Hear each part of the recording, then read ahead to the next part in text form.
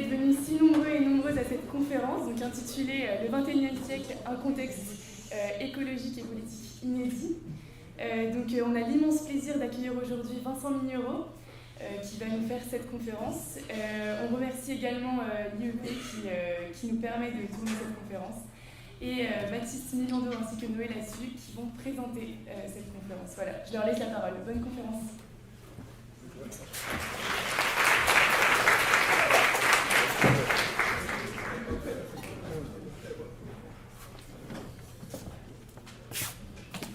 Bien, bonsoir tout le monde.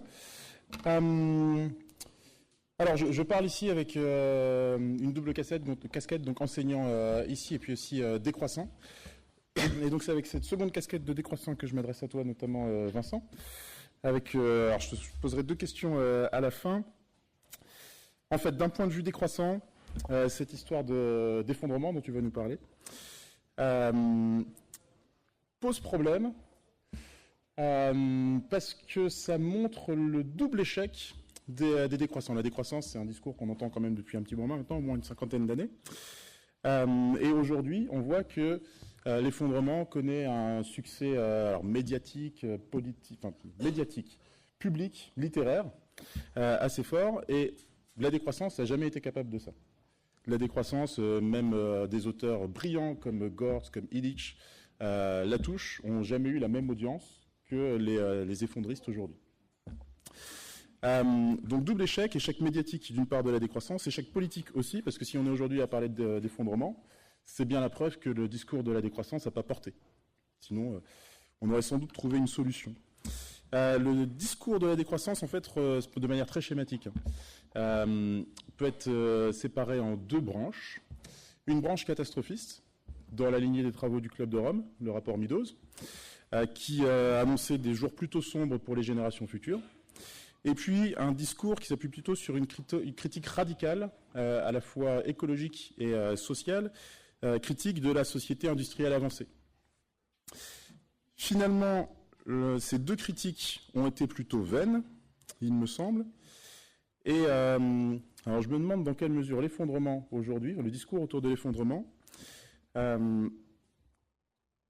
reprend pas le premier discours de la décroissance, donc le discours catastrophiste, avec des nouveaux habits, avec un nouveau terme.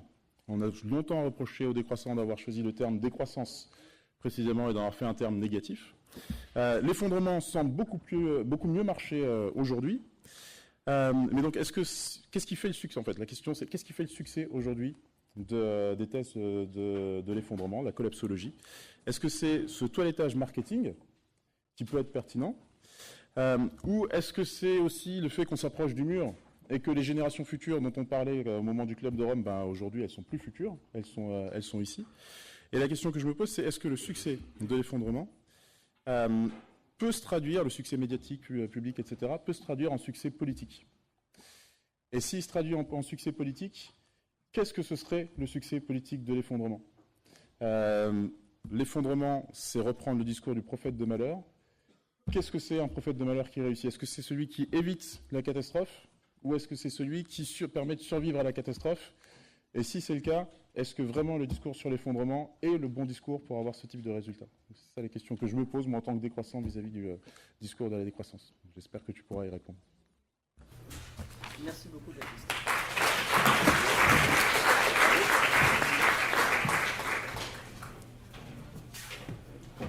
Alors moi, je vais faire très rapide. Je pense que aussi on peut applaudir Chloé Verejao qui a organisé toute la conférence.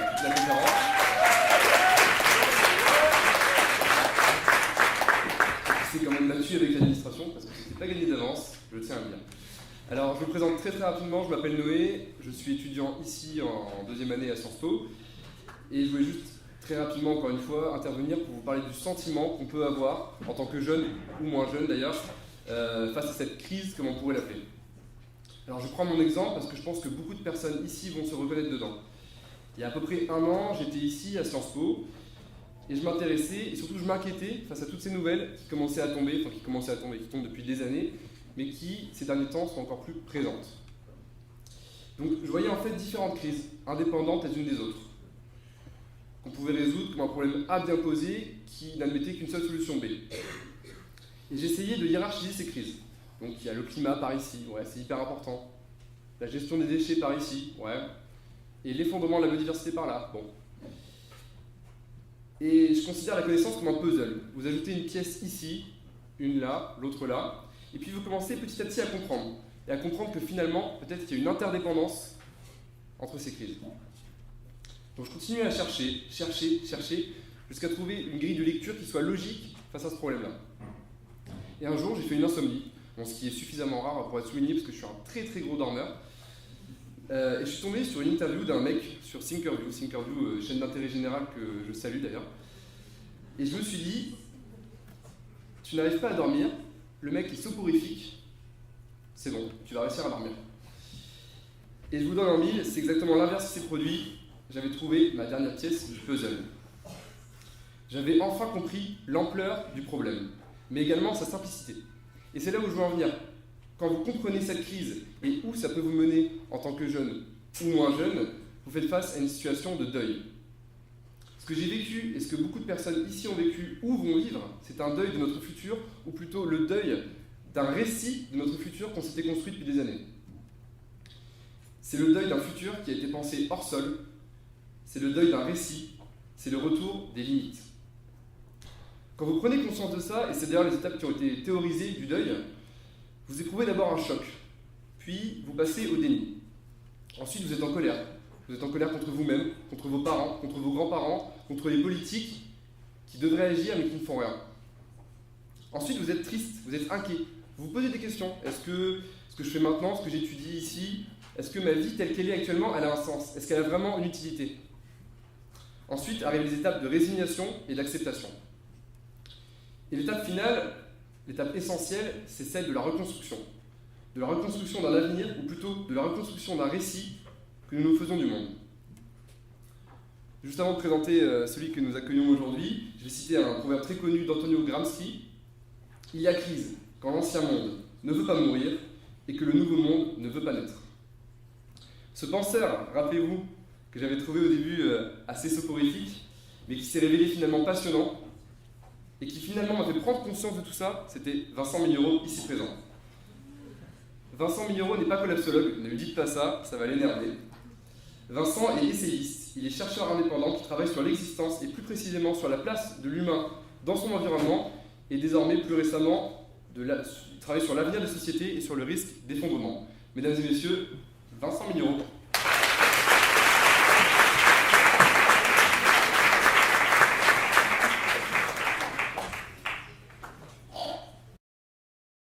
Bonsoir à tous.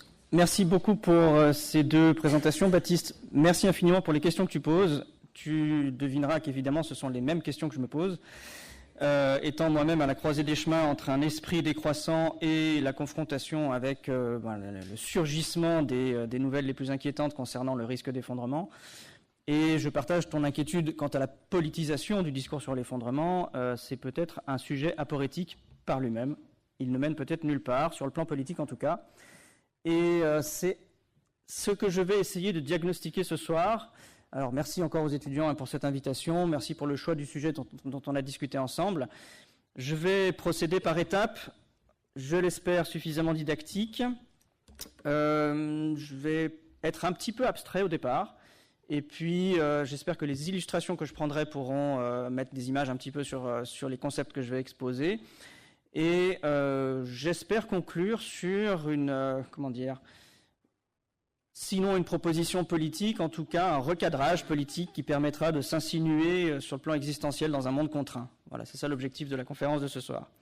Je parlerai d'abord du cadre de l'existence, ce qui contraint l'existence de tout, en tout cas tous les êtres vivants. Je contextualiserai dans ce cadre le développement de l'humanité, qui n'est pas exactement équivalent aux autres développements des autres espèces sur la planète. J'évoquerai un point de plus en plus présent dans l'anthropologie et que j'aimerais articuler avec le politique, c'est l'éventualité d'une autodomestication de l'humanité. On précisera ça. Je parlerai aussi de l'idée qu'éventuellement, dans la prolongation de l'hypothèse d'une autodomestication, les récits politiques soient aussi ce qui permettent, alors je ne serai évidemment pas le premier à le dire, qui permet l'organisation collective à grande échelle, et une organisation collective à grande échelle chez l'humain, ça a potentiellement des effets sur l'environnement, sur le milieu, on en discutera. Je parlerai d'anticapitalisme, et je présenterai la notion de substitution causale, et enfin je conclurai sur ce que j'exposais précédemment, sur l'idée d'un recadrage des grandes catégories politiques pour voir comment gérer un monde contraint. Alors, j'avais commencé mon intervention en disant quasiment ce que tu as présenté tout à l'heure, Baptiste, c'est-à-dire qu'il faut dépasser la problématique de l'effondrement sur le plan politique, sinon ça ne mène nulle part. La décroissance, comme tu le disais, se pose ces questions-là. Et en particulier, pourquoi il faut dépasser le caractère aporétique de la collapsologie ou de l'effondrement comme ça, de façon abrupte, c'est parce que si on ne prend pas un tout petit peu de distance pour regarder à côté comment on fonctionne, on va rejouer les mêmes problèmes, les mêmes stratégies qu'on a utilisées jusqu'à présent, c'est-à-dire celles qui nous ont menés dans le mur. Ce qui s'appelle en psychanalyse la compulsion de répétition. Et ça, on doit absolument l'éviter pour éviter, on l'espère, des dérives en particulier vers des idéologies ou des systèmes de gouvernance tout à fait toxiques. Je vais quand même introduire par cette phrase-là. La compulsion de répétition en psychanalyse, c'est quand on rejoue une défense, un système de défense contre un traumatisme qui n'est pas résolu. L'hypothèse générale que je vais développer ce soir, c'est que le traumatisme qui n'est pas résolu, c'est celui que tous les plaisirs, tous les avantages de l'humanité, c'est ça notre problème, tous les plaisirs, tous les avantages de l'humanité sont toujours pris à quelqu'un et à quelque chose dans l'espace et dans le temps. Retenez cette phrase-là, on va la développer tout au long de cet exposé. Alors les conditions de l'existence, quelles sont-elles pour tous les êtres vivants depuis toujours, donc depuis 4 milliards d'années sur la planète? Les conditions de l'existence, la première, la plus essentielle, c'est la capture d'énergie. Que vous soyez une cyanobactérie il y a 4 milliards d'années sur la planète, les premiers êtres vivants, un tant soit peu complexes qui soient apparus, ou nous aujourd'hui, la première chose que nous devons faire, c'est capturer l'énergie pour animer notre métabolisme. L'énergie, la définition générique de l'énergie, c'est, pour faire court, c'est ce qui permet. Il n'y a rien qui ait bougé, qui ait circulé, qui ait été transformé, qui soit généré sous forme de flux, qui ne soit dépendant d'une consommation ou d'une dissipation d'énergie initialement. Retenez ça, l'énergie, c'est ce qui permet. Si vous n'avez pas d'énergie, si vous ne capturez pas l'énergie, en l'occurrence nous, si nous ne mangeons pas, nous n'existons pas. C'est très simple. Alors évidemment, on stocke un peu d'énergie. Entre 2 repas, on vit. Vous avez compris. Mais si on ne remange pas au bout d'un moment, évidemment, ça ne marche pas. La deuxième condition à l'existence, c'est que notre métabolisme, celui qui permet la dissipation de l'énergie, doit être fonctionnel. Alors pour les bactéries, les cyanobactéries, c'est tout simplement que les organites soient suffisamment en bon état, si je puis dire, pour que l'énergie puisse les traverser, que les transformations soient faites, que l'ADN puisse se répliquer et faire des protéines, etc. Le métabolisme doit fonctionner. Chez nous, ça s'appelle la santé. C'est la deuxième condition essentielle. Si le métabolisme ne fonctionne pas, si on n'est pas en bonne santé, tendanciellement, on avance vers la mort. Troisième point commun avec les êtres vivants et nous, c'est la sécurité. La première chose qu'ont fait les premiers êtres vivants qui sont apparus sur la planète, dès qu'ils ont eu des interactions à traiter avec leur milieu et avec d'autres individus, c'est qu'ils ont créé une membrane protectrice entre un milieu intérieur et un milieu extérieur. La sécurité, c'est fondamental dans le vivant. 3 conditions élémentaires à l'existence, alimentation, santé, sécurité. Retenez-les, on va les dérouler tout au long de l'exposé. Ces conditions élémentaires à l'existence ne se passent pas n'importe où, n'importe comment, dans n'importe quel cadre, de façon ni gratuite, ni libre, ni affranchie de contraintes. Le cadre de l'existence, c'est le grand cadre de la compétition qu'on connaît mieux depuis Darwin, et dont je rappelle les paramètres ici. Le premier paramètre du cadre de l'existence, qui est la compétition, on y reviendra, c'est qu'il est autoritaire. Si vous ne pouvez pas assurer votre alimentation, votre santé et votre sécurité, tendanciellement, vous allez risquer de mourir. Vous allez avancer vers votre propre fin. D'accord ? Et ça, c'est binaire. Si vous pouvez, vous vivez. Si vous ne pouvez pas, vous allez rapidement mourir. Il est arbitraire. La mort, dans la vie, dans l'existence, elle peut arriver, et même elle arrive le plus souvent sans prévenir, d'autant plus sans prévenir que la plupart du temps, on ne la désire pas. D'accord ? C'est pareil pour tous les êtres vivants sur la planète. L'arbitraire de la condamnation à mort, si vous voulez, est quelque chose qui s'impose. Je vais prendre un exemple. Vous êtes une jolie pâquerette qui pousse dans une très belle prairie et qui essaye de capturer toute l'énergie du soleil pour croître et pouvoir être butinée par des insectes pollinisateurs pour se reproduire. Aussi joli que vous soyez et aussi velléitaire et volontaire pour exister que vous soyez, s'il y a un animal qui est là en train de brouter l'herbe, eh ben, il va vous manger sans vous demander votre avis. Ça, c'est l'arbitraire de l'existence. C'est un grand principe de la sélection naturelle qui fait que voilà, votre existence est conditionnée aux interactions arbitraires, en grande partie arbitraires, que vous avez avec votre milieu. Le troisième paramètre de l'existence, dans le cadre de la compétition, c'est que c'est totalitaire. Il n'y a pas un être vivant qui ne soit pas soumis à l'autoritaire et à l'arbitraire des conditions de l'existence. D'accord ? C'est là où c'est un petit peu abstrait, on va rentrer dans le détail pour illustrer tout ça. Les êtres vivants, depuis qu'ils existent jusqu'à nous, ont développé 2 grandes stratégies pour capturer l'énergie, être en bonne santé et être en sécurité. Ce sont 2 stratégies absolument indissociables. D'une part, la rivalité et d'autre part, la coopération. En biologie, c'est très clair. Les 2 stratégies sont totalement indissociables. Plus vous coopérez, mieux vous capturez l'énergie dans votre milieu, plus vous pouvez assurer votre existence collectivement.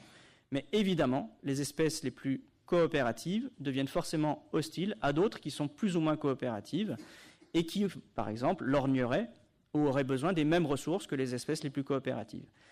Donc, il n'y a absolument jamais dissociation entre les stratégies de coopération, dont on discutera de la vertu plus tard, et la rivalité qui est... alors on dit le vivant est extrêmement solidaire et coopératif, c'est absolument vrai. Il est absolument coopératif et solidaire. Ce que ça a produit, c'est que tous les êtres vivants depuis 4 milliards d'années qui étaient moins solidaires que ceux d'aujourd'hui ont disparu. C'est ça la coopération. C'est un principe de sélection naturelle aussi. D'accord ? Si vous ne parvenez pas à être solidaire au niveau de la capture d'énergie de votre milieu, vous êtes éliminé par le milieu. Je tiens à poser ça parce qu'on a tendance à surinterpréter ou à interpréter de façon morale les stratégies, rivalité et coopération. La biologie n'a jamais dit ça. Il faut absolument le corriger pour un peu travailler vos imaginaires autrement que voilà, ce qui est généralement présenté. Donc, nous, notre espèce, elle est potentiellement la plus coopérative et la plus solidaire, celle qui adopte le mieux les stratégies de coopération de toute l'histoire de la vie sur la planète Terre. Et elle a cette particularité, l'espèce humaine, par rapport aux conditions de l'existence que je disais tout à l'heure, c'est qu'elle est suffisamment coopérative et performante grâce à ses outils et à ses techniques pour rejeter à l'extérieur de son organisation les paramètres autoritaires, arbitraires, des contraintes de l'existence. Vous êtes d'accord que quand on est dans un amphi chauffé, alors il fait plus froid l'hiver, alors c'est difficile d'utiliser cette illustration, mais normalement ici à Lyon, il devrait faire 2 ou 3 degrés au lieu de 10. Et vous voyez que les contraintes extérieures climatiques, par exemple, nous les avons repoussées et maîtrisées grâce à des infrastructures qui nous permettent d'être protégés. Et ça, nous le faisons. Alors d'autres espèces le font, toutes les espèces qui ont des habitats, qui fabriquent des niches pour se protéger, le font. Mais nous le faisons beaucoup mieux. Alors, pour l'instant, on reste sur du quantitatif. Nous dirons simplement que nous sommes l'espèce qui le fait le mieux que n'importe quelle autre espèce. Rejeter les contraintes de la sélection naturelle, de la prédation, de la faim, à l'extérieur de son organisation. On ne va pas discuter d'un saut qualitatif encore, mais ça pourrait être le sujet du débat aussi. Et alors, on va passer rapidement justement sur la définition d'un effondrement. C'est la dernière notion que je vous demande d'intégrer avant de développer le reste de la discussion. La définition que je donne d'un effondrement, c'est quand une organisation humaine, quelle qu'elle soit, c'est-à-dire des chasseurs-cueilleurs ou nous, des sociétés plus complexes, c'est lorsque, pour des raisons X ou Y, les causes d'un effondrement peuvent être multiples, une seule même peut entraîner des effets boule de neige éventuellement, mais la cause, ici on s'en fiche. Un effondrement, c'est lorsque l'humanité ne parvient plus à rejeter à l'extérieur de son organisation les contraintes liées au cadre de la régulation par la sélection naturelle sur les critères de l'alimentation, de la santé et de la sécurité. Si l'humanité, ou lorsque l'humanité perd la maîtrise sur, par exemple pour des chasseurs-cueilleurs, une prédation par une tribu de loups avant que le loup soit domestiqué, un clan de loups, dans ce cas-là, la communauté risque l'effondrement démographique, organisationnel. C'est tout à fait, l'illustration correspond tout à fait. De façon plus contemporaine, en Chine, il y a un risque, je ne dis pas il y a effondrement du tout, il y a un risque d'effondrement si la population chinoise perd la maîtrise sur la circulation du coronavirus. Pour moi, un effondrement défini comme tel, c'est très important parce que ça permet de le différencier d'un grand déclin organisationnel. Et ça, le lexique est très important parce qu'on a tendance à focaliser, en particulier dans la collapsologie, mais dans l'ensemble du discours sur l'effondrement, sur l'effondrement, c'est quelque chose de massif, unilatéral, définitif, et sur lequel on ne revient pas. On ne peut plus revenir en arrière une fois que c'est passé. Et en fait, à mon sens, c'est une définition extrêmement réductrice et que je ne partage pas. Un effondrement, c'est une situation dans laquelle on perd la maîtrise. Ça ne veut pas dire qu'on va la perdre tout le temps, ni définitivement. D'accord ? Ce qui me permet de préciser une chose, dans mon discours, il y a une différenciation nette entre ce qui est inéluctable, c'est un déclin pour nous au cours de ce siècle, un déclin économique, très probablement démographique, je vais en parler tout à l'heure. Ça, c'est inéluctable à mon sens. En revanche, un effondrement, au sens habituel qu'on entend, ça n'est pas inéluctable. Je ne dis pas il n'y en aura pas, je dis ça n'est pas inéluctable. D'accord ? Nous n'allons pas forcément perdre la maîtrise sur notre organisation, même si nous allons dans une perspective de décroissance, pour rejoindre le propos de Baptiste tout à l'heure. Donc le défi aujourd'hui, c'est conceptualiser politiquement notre inscription écologique pour éviter en particulier, je l'ai dit brièvement mais je le redis, des formes de régulation politique dont on entend déjà un petit peu les échos, voire qui sont en train de se mettre en place, des formes de régulation politique qui témoignent du fait que nos sociétés sont un peu plus fragiles, qu'elles sont un peu moins capables de repousser l'autoritaire et l'arbitraire des contraintes de l'existence à l'extérieur de leur organisation, et que les pouvoirs politiques qui font interface entre nos communautés et l'extérieur sont en train, eux, de reconvoquer l'autoritarisme et l'arbitraire dans l'application des lois. Ça va ? Alors, je suis un peu navré, je ne sais pas si vous avez la possibilité de... Vous ne voyez pas très bien en haut. Hein. Je vais illustrer le graphique. Vous avez la démographie humaine depuis 65 000 ans sur une échelle logarithmique. Alors, logarithmique, ça veut dire qu'il y a un facteur 10 entre chaque palier. Donc, vous avez en bas à gauche du graphique 1 million d'êtres humains il y a 65 000 ans. Et en haut à droite, vous avez 8 milliards d'êtres humains aujourd'hui. Mais chaque palier est en quelque sorte écrasé. Les 10 millions sont beaucoup plus visibles que le premier milliard, si vous voulez. Rapidement, je vous montre la même chose en échelle non écrasée, ça donne ça. D'accord ? Donc depuis 10 000 ans, vous n'avez pas la même chronologie, mais l'ensemble a la même forme. Ici, vous avez une échelle non écrasée. Vous voyez qu'il y a une très grande accélération de la démographie, mais je vais quand même revenir sur le schéma précédent pour vous le décrire un peu plus méticuleusement. Nous sommes l'espèce qui donc s'est développée mieux que les autres espèces dans les mêmes milieux, et elle a donc augmenté la capacité de charge de ces milieux. Augmenter la capacité de charge, ça veut dire que le nombre maximum d'animaux, donc d'humains, qu'un territoire peut tolérer, a été artificiellement augmenté. Mais la capacité de charge a cette contrainte, c'est que quand on l'augmente, eh bien, on pompe plus de ressources, de matière organique, d'alimentation, on chasse plus, on mange plus de végétaux, et donc on fragilise, voire on détruit le milieu. D'accord ? Donc ça, c'est le grand schéma d'adaptation de l'humanité, et en fait, toutes les espèces ont le même problème. Quand elles sont en surcharge par rapport à leur milieu, quand elles pompent trop de ressources, elles finissent par être régulées. Pour vous donner un ordre d'idée, un chimpanzé a besoin de 20 km² de surface exploitable pour assurer son alimentation sur un an.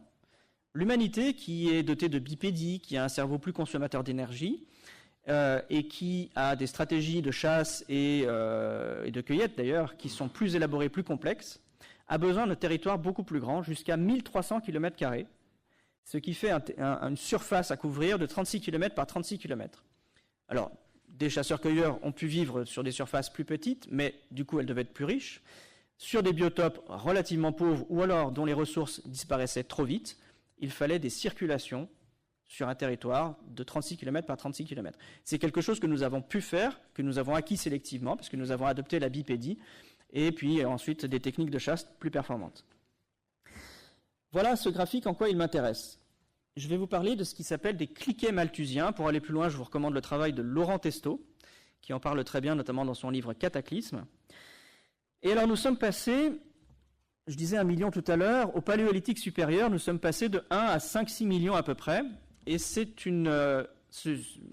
période s'appelle la révolution du paléolithique supérieur, elle peut s'appeler comme ça, parce qu'il y a eu des innovations techniques, en particulier concernant les armes de jet, c'est-à-dire que nous avons appris rapidement, à l'échelle de l'existence humaine, en quelques milliers d'années, à chasser non pas au contact, mais à distance, avec des épieux, des saguets et un peu plus tard, des arcs. Plus tard, mais des arcs aussi.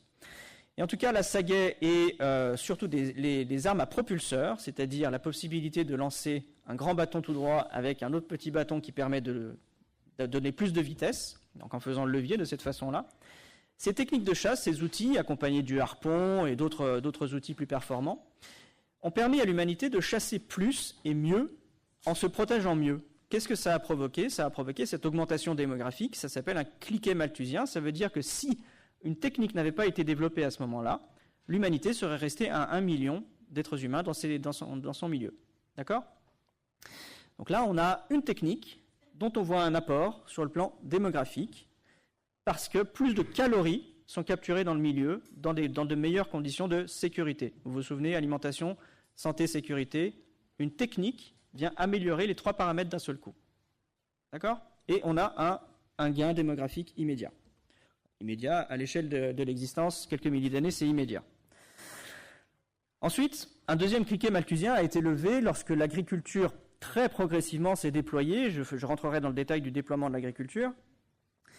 Et qui nous a fait passer de 6 millions d'êtres humains, il y a à peu près 10 000 ans, à 200 millions en l'an 1, et un peu plus tard, 500 millions au XVIe siècle. Vous voyez que là, c'est une très forte accélération. Nous avons développé une nouvelle technique encore plus performante que la seule chasse et cueillette, qui nous a permis d'avoir plus de capture d'énergie. La démographie a immédiatement augmenté, ou en tout cas progressivement augmenté.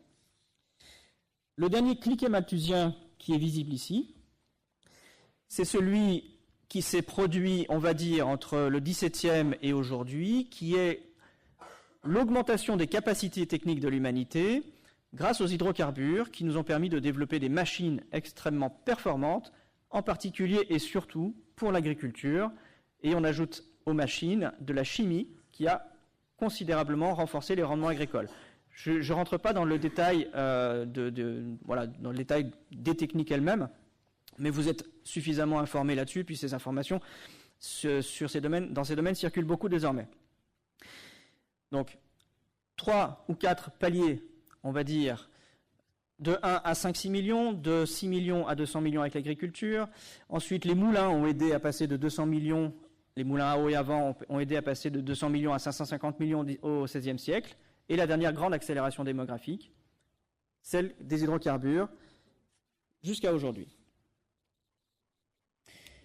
Je l'avais dit, je vais quand même rentrer dans le détail, pas de toutes les techniques, mais de l'agriculture elle-même, pour vous illustrer ce qui s'est passé entre moins 10 000 et moins 5 ou 4 000 ans à peu près, avant que l'agriculture s'ancre définitivement dans le fonctionnement des sociétés humaines.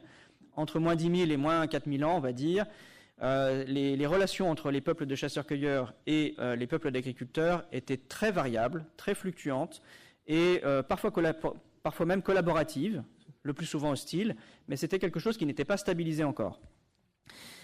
Pourquoi l'agriculture a fini par gagner? Parce que les chasseurs-cueilleurs ne peuvent faire d'enfants qu'en moyenne 1 tous les 4 ans, un enfant par femme tous les 4 ans. Parce que le nomadisme et puis les contraintes de la chasse font que, c'est un constat anthropologique, font que la démographie, le taux de natalité était limité à un enfant par femme tous les 4 ans. La sédentarité autour de l'agriculture a fait que, progressivement, les peuples d'agriculteurs ont pu faire jusqu'à un enfant par an. Alors, précision, c'était quelque chose qui pouvait être maîtrisé, la contraception chez les chasseurs-cueilleurs, pour ne pas avoir d'enfants plus qu'un tous les 4 ans. avec des plantes abortives, avec la gestion de l'allaitement jusque tard pour éviter que les femmes ne retombent enceintes, etc. Donc vous avez une politisation déjà de la régulation, et cette notion nous intéressera. Quoi qu'il en soit, chez les agriculteurs, un enfant par an, progressivement, ça a juste imposé que démographiquement, eh bien, les chasseurs-cueilleurs étaient moins nombreux au fil des millénaires que les agriculteurs. Donc une concurrence sur les mêmes territoires s'est faite sur ce simple critère-là. Et puis, un paramètre qui a fait que l'agriculture a été sélectionnée alors que l'agriculture est un désavantage biologique. Je précise ça rapidement. L'agriculture est un désavantage biologique, et ça c'est très clair. Lorsque l'agriculture est apparue, nous avons moins bien mangé. Nous avons travaillé au champ dans de bien plus mauvaises conditions que les athlètes chasseurs-cueilleurs qui étaient toujours en action au quotidien. Nous avons perdu plusieurs centimètres. Je crois que nous sommes passés de 1,85 m en taille à 1,63 m. Ce qui est tout à fait notable sur le plan évolutif. L'agriculture nous a rendus plus chétifs. Nous avions les os abîmés, la colonne vertébrale en vrac, et les dents acariées parce que nous mangions des glucides très agressifs pour l'émail, etc. Alors que les chasseurs-cueilleurs avaient une alimentation beaucoup plus diversifiée, mangeaient moins de viande et moins de viande grasse en particulier, parce que la viande d'élevage est moins bonne que la viande sauvage, surtout dans les équilibres lipidiques.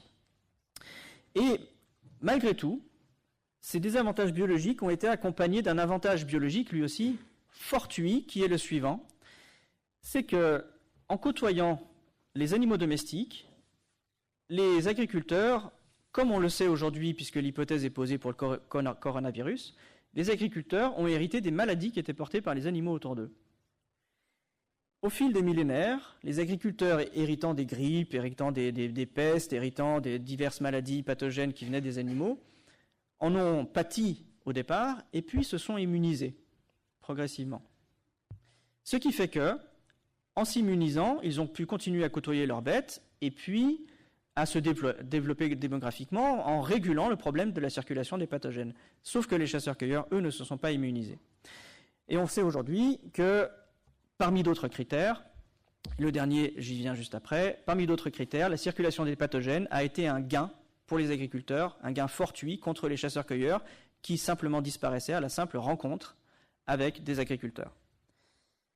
Et le dernier paramètre, les principaux paramètres en tout cas, celui qui a notablement fait gagner, ce n'est pas une victoire tout à fait nécessairement glorieuse, mais en tout cas qui a fait que l'agriculture s'est imposée sur le mode de vie chasseur-cueilleur, c'est qu'une fois que vous avez développé un système alimentaire qui produit un peu d'excédent, dans une situation de sédentarité et avec un pouvoir un petit peu organisé et on va dire une spécialisation des tâches, vous pouvez faire quelque chose de nouveau et que les chasseurs-cueilleurs ne pouvaient pas faire, c'est lever un impôt qui sert à financer la formation et l'outillage d'une partie spécifique de votre organisation qui s'appelle les militaires ou le système de défense.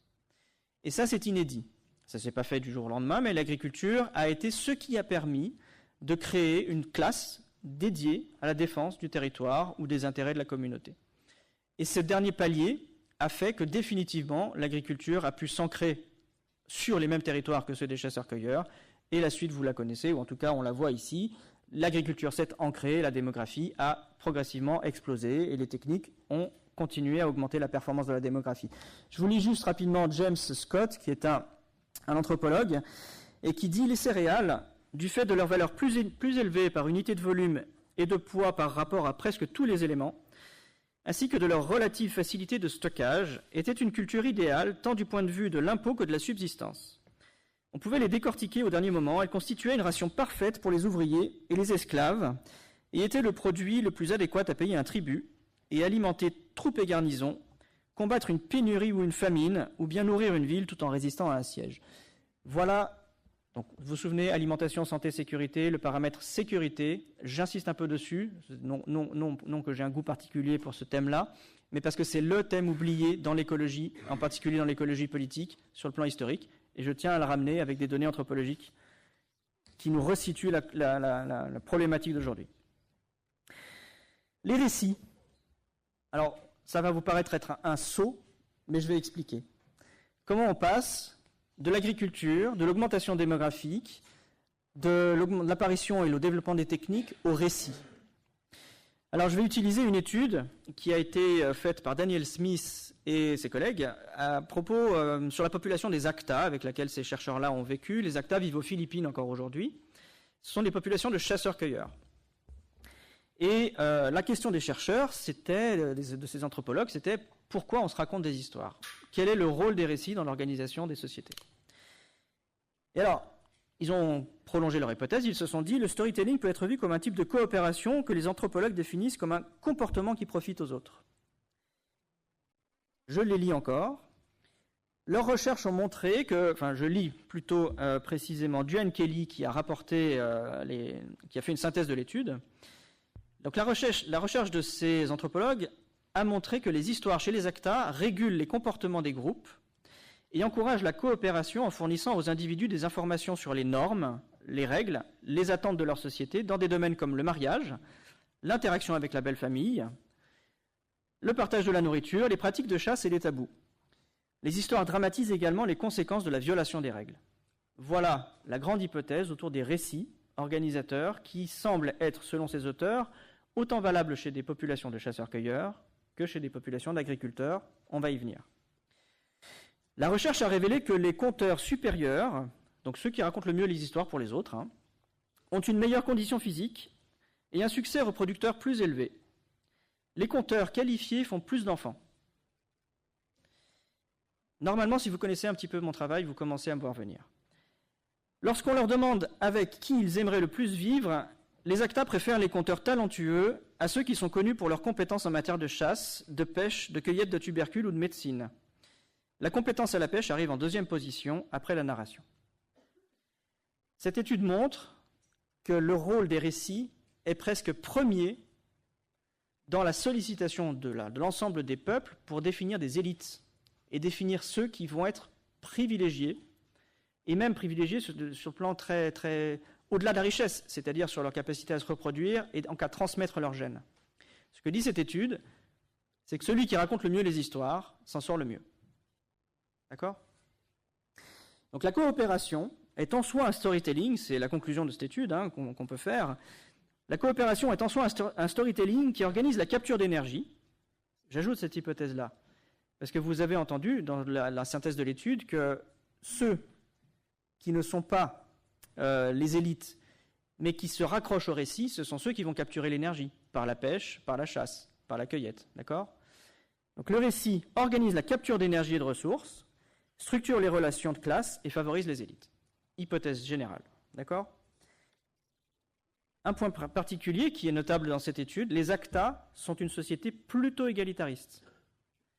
C'est-à-dire qu'il n'y a pas forcément continuité entre l'hypothèse que les récits sont organisateurs et des inégalités incroyables. On pourra revenir là-dessus à propos justement de la politisation du monde de demain. Je vais vous citer deux autres études. Subsistence and the Evolution of Religion. Je suis un peu complexé parce que mon anglais est déplorable. Et tu es traducteur, donc voilà, je te témoigne de mon complexe. Quoi qu'il en soit, Peoples et Marlowe sont des chercheurs qui ont fait une étude qui est proche de la conclusion de celle dont j'ai parlé précédemment, et je vous la lis. Nous suggérons que la croyance en des dieux moraux élevés a été encouragée par les leaders émergents dans les sociétés dépendantes de ressources qui étaient difficiles à gérer et à défendre sans la coopération du groupe. Donc là, on passe du récit générique à la croyance en des dieux spécifiques. Mais le schéma est le même. Il faut un cadre organisateur. Vous avez entendu tout à l'heure que je vous ai parlé du cadre naturel d'organisation et du fait que les politiques sont à l'interface entre le cadre naturel et l'intérieur de l'organisation de la communauté humaine, et que là, on apprend qu'à cette interface-là, ils racontent des histoires. Et ces histoires-là optimisent la coopération du groupe. Ces dirigeants ont utilisé le concept d'un exécuteur moral surnaturel pour manipuler les autres afin qu'ils coopèrent, ce qui a entraîné une plus grande productivité. Le succès reproductif reviendrait surtout à ces dirigeants, mais le succès reproductif moyen de tous les individus de la société augmenterait également avec une plus grande productivité. La coopération autour du récit, elle est bénéfique à tout le monde, même s'il y a des élites qui en profitent plus. voyez? D'accord? Même ceux qui ne bénéficient pas immédiatement du surplus de richesse ou des avantages sexuels, pour parler de la reproduction, eh bien, l'ensemble de la communauté, malgré tout, parce qu'il y a plus de capture d'énergie grâce au récit coopératif, peut croître mieux dans de meilleures conditions.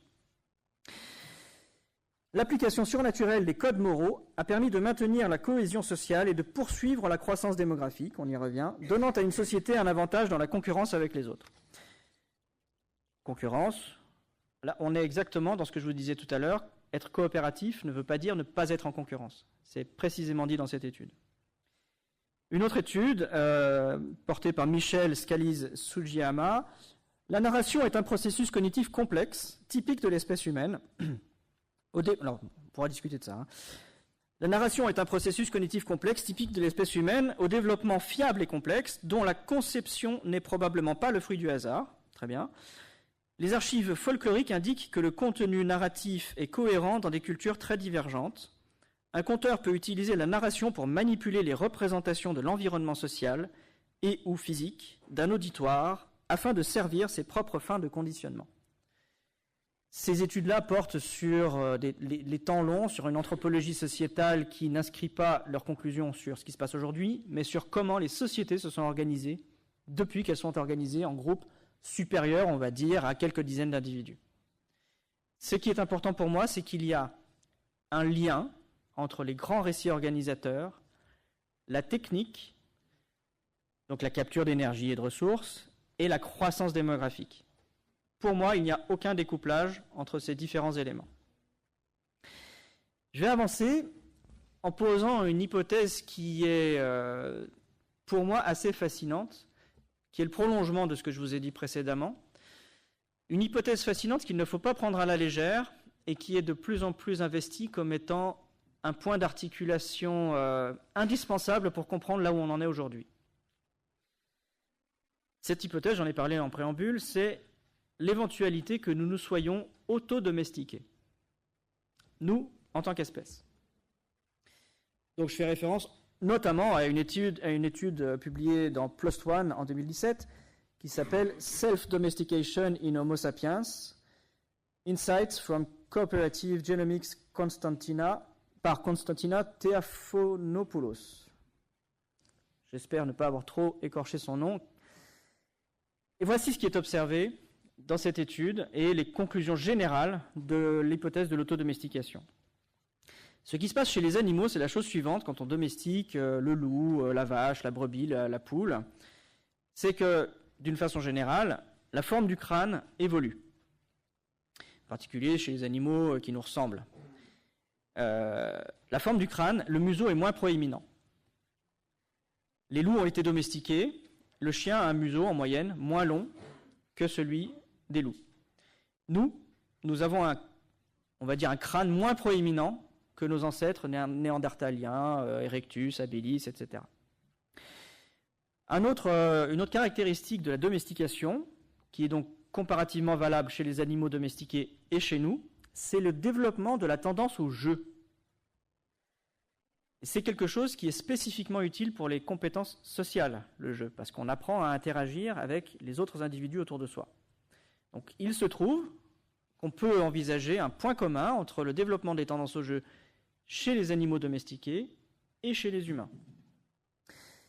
On observe aussi, dans la domestication, une dérégulation de la saison de reproduction, qui est au départ inférieure à 1 mois, et qui s'étend chez les animaux domestiqués sur plusieurs mois, et chez nous, elle est toute l'année. Très bien. Le cerveau et les dents sont plus petits, chez les animaux domestiqués et chez les humains, on pourra en parler, mais le cerveau de Sapiens en 2020 est plus petit que la plupart de ses ancêtres chasseurs-cueilleurs. Je vais préciser ça tout à l'heure. Et dans l'ensemble, la néoténie, c'est-à-dire les capacités d'attachement au groupe qui sont propres au stade juvénile, sont conservées à l'âge adulte. C'est quelque chose qui est aussi commun avec les animaux domestiqués et nous. D'accord ? Quel est le critère de l'autodomestication commun avec les animaux domestiques et à propos duquel on peut poser l'hypothèse également pour l'humain? Le critère, c'est le suivant. C'est la docilité et la capacité, ou plutôt l'acceptation de la soumission. Ce n'est pas une hypothèse à la légère. Parce que si nous retrouvons des aspects biologiques, voire génétiques, parce qu'il y a des études qui montrent qu'il y a un lien génétique entre ce que nous sommes aujourd'hui et ce qu'on observe génétiquement chez les animaux domestiqués, si le critère est la capacité à accepter docilement la soumission, nous devons nous poser la question des récits précédemment, à quoi ils servent, comment ils organisent une coopération à très grande échelle, et comment cela permet d'avoir un résultat évolutif qui offre une démographie absolument galopante au fil des millénaires. Certaines études vont jusqu'à envisager que notre cerveau aujourd'hui, je le disais, ait perdu 20% d'une partie de son cortex, et 20% de cette partie du cortex était dédiée chez les chasseurs-cueilleurs, on va dire, à la souveraineté de l'individu, à ses capacités d'autonomie, de défense et d'insoumission. Ça, c'est quelque chose qui fait partie des recherches en neurosciences aujourd'hui.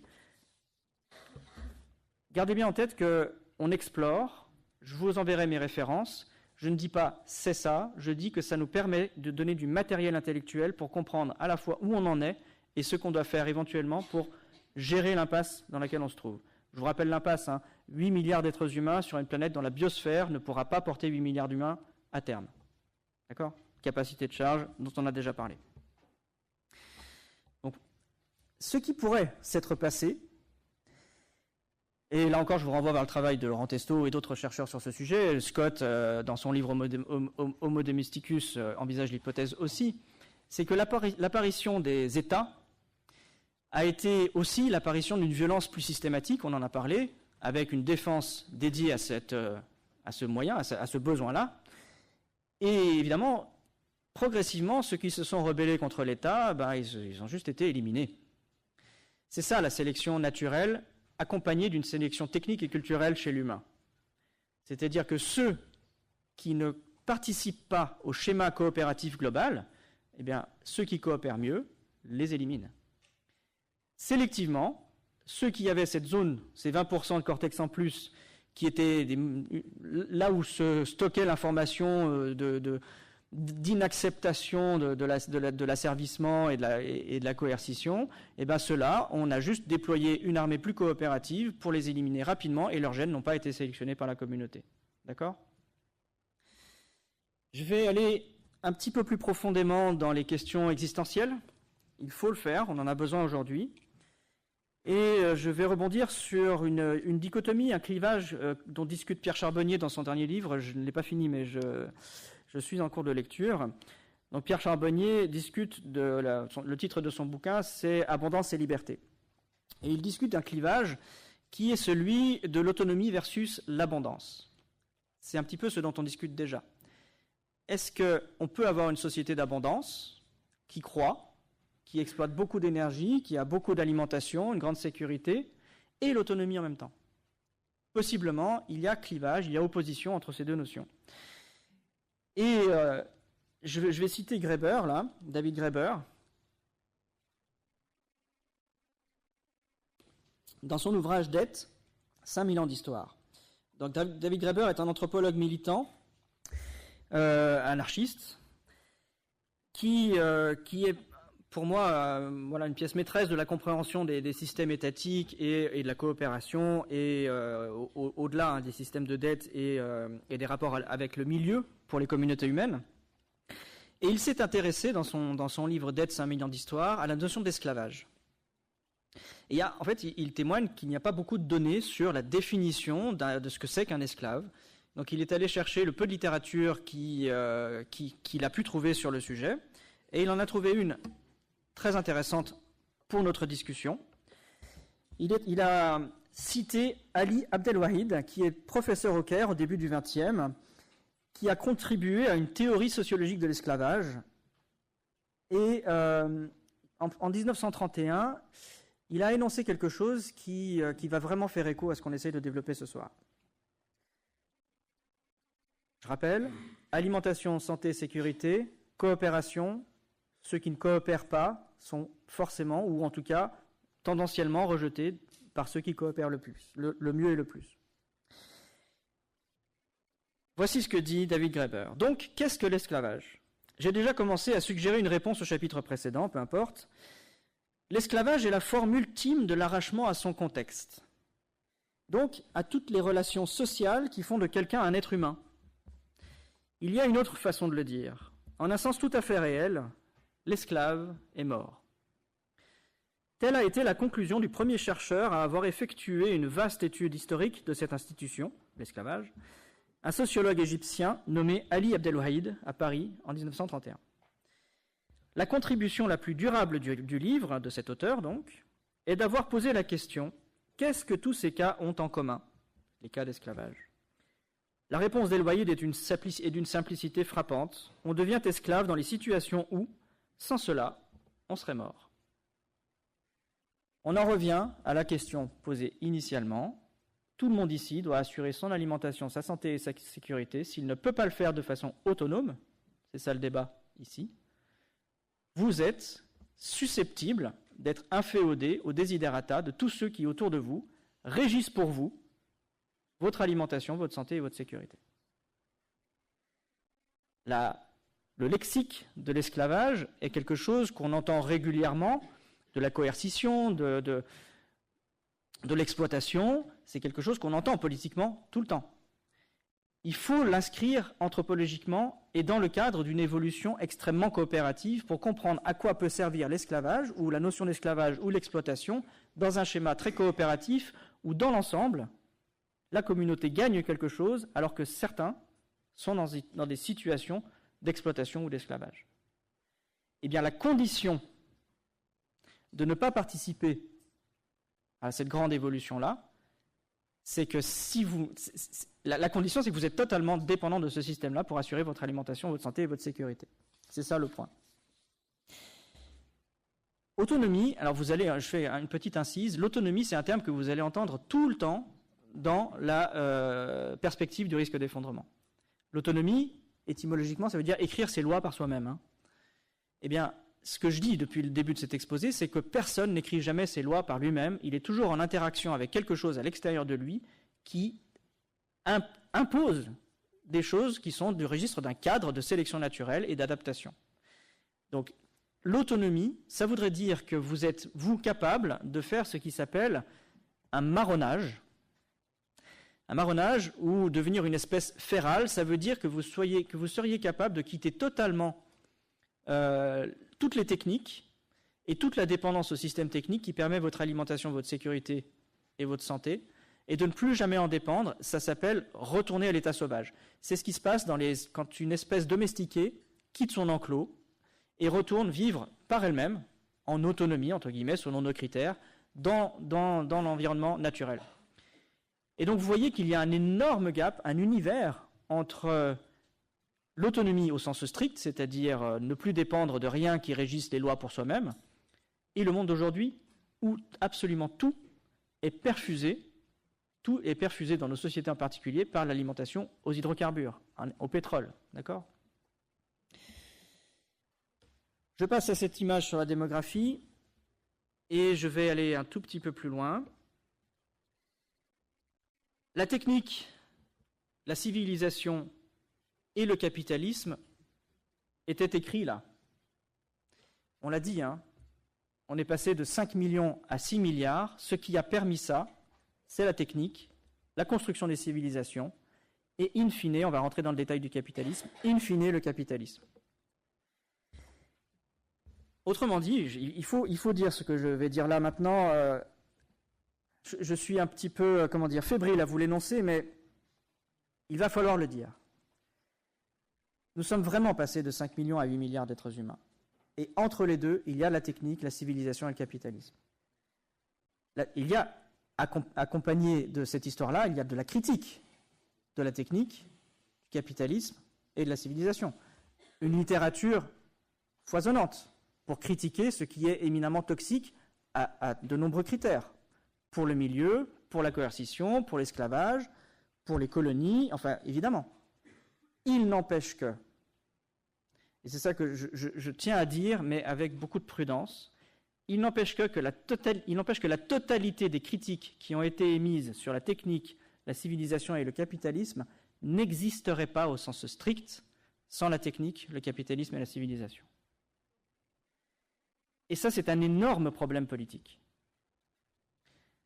Parce qu'il n'y a pas de récit critique, physiquement, biologiquement, qui ait pu être énoncé sans une capture d'énergie absolument destructrice dans l'environnement, grâce à des techniques qui se sont structurées en organisations politiques, sociétales, étatiques, civilisationnelles, et qui ont produit in fine, je vais préciser mon point sur le capitalisme, qui ont produit in fine le capitalisme aujourd'hui. D'accord ? Il y a un rapport de dépendance existentielle peut-être irrévocable, mais c'est là le point à discuter, entre la critique et la technique. Ce n'est pas un débat nouveau, hein. Je vais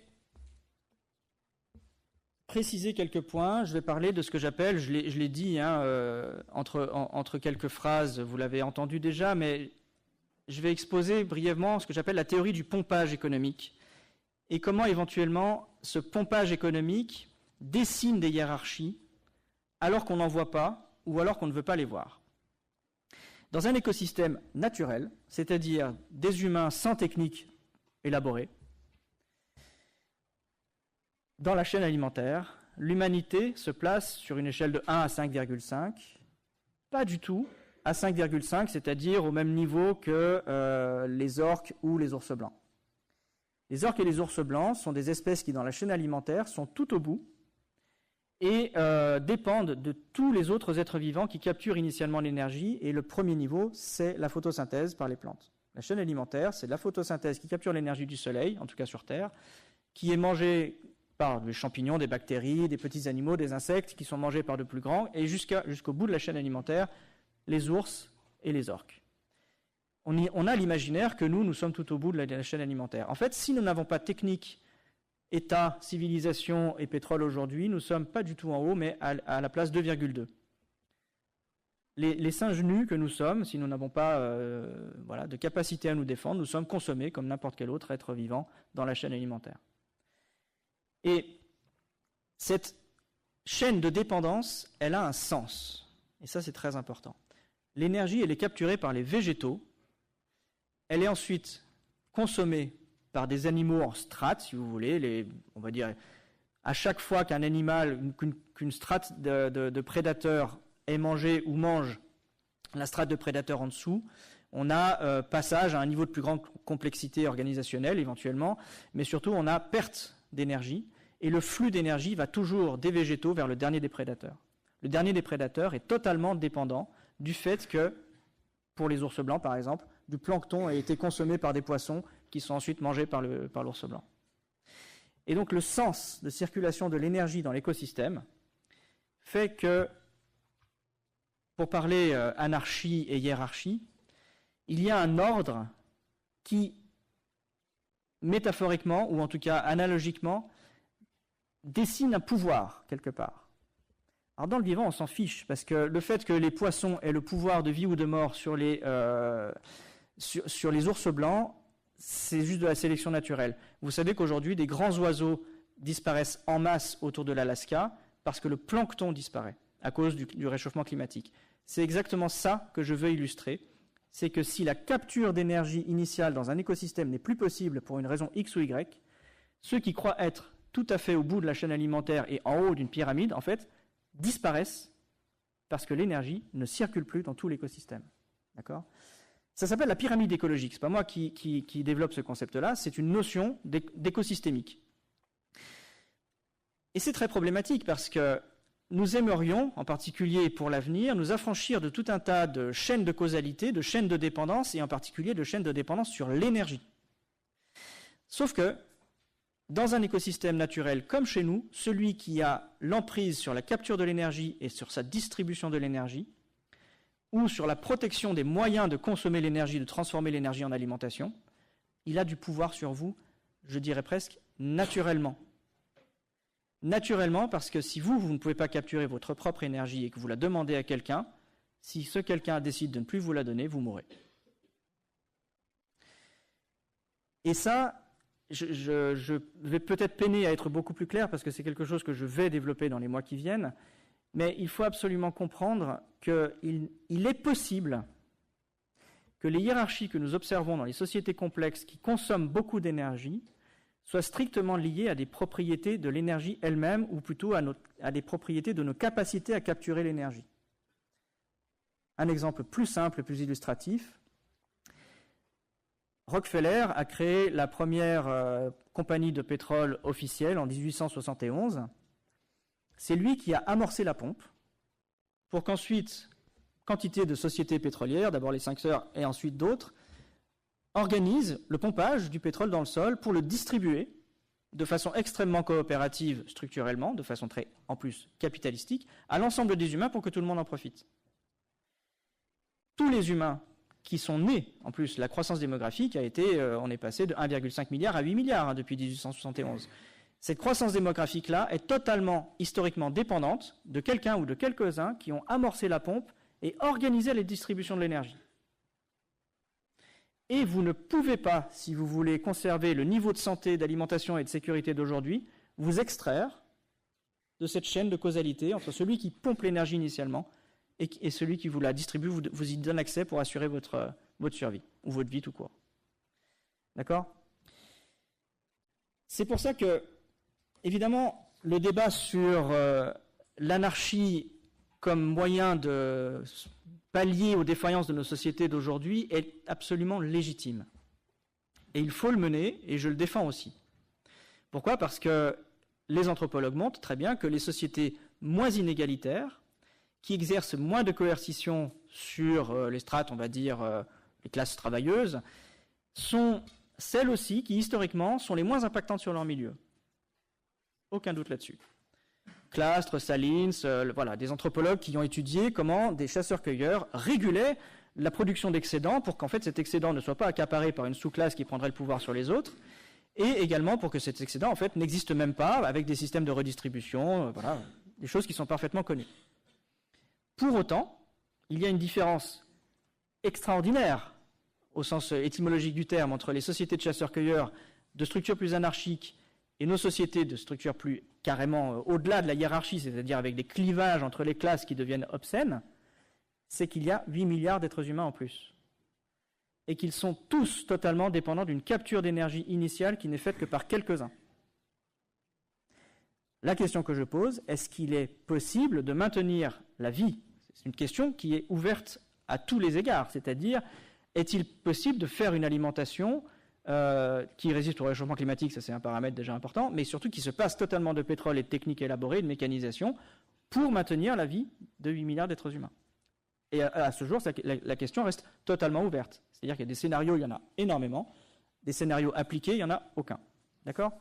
À part localement, mais le local ne fait pas le global.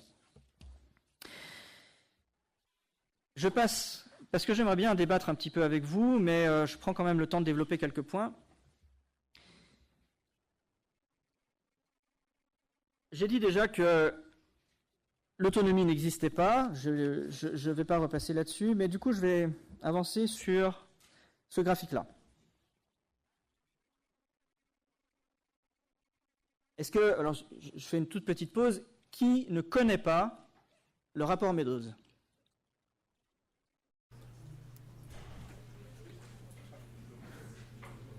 C'est beaucoup trop. Alors, j'ai pas encore fait la séance du cours d'ouverture sur le rapport Meadows, c'est pour ça. Baptiste va pallier à ça très vite. Merci. Non, c'est beaucoup trop. Ça va, je suis plutôt étonnamment, agréablement surpris. Il y a à peu près, je sais pas, un 20e de la salle qui connaissait pas, donc c'est pas si mal.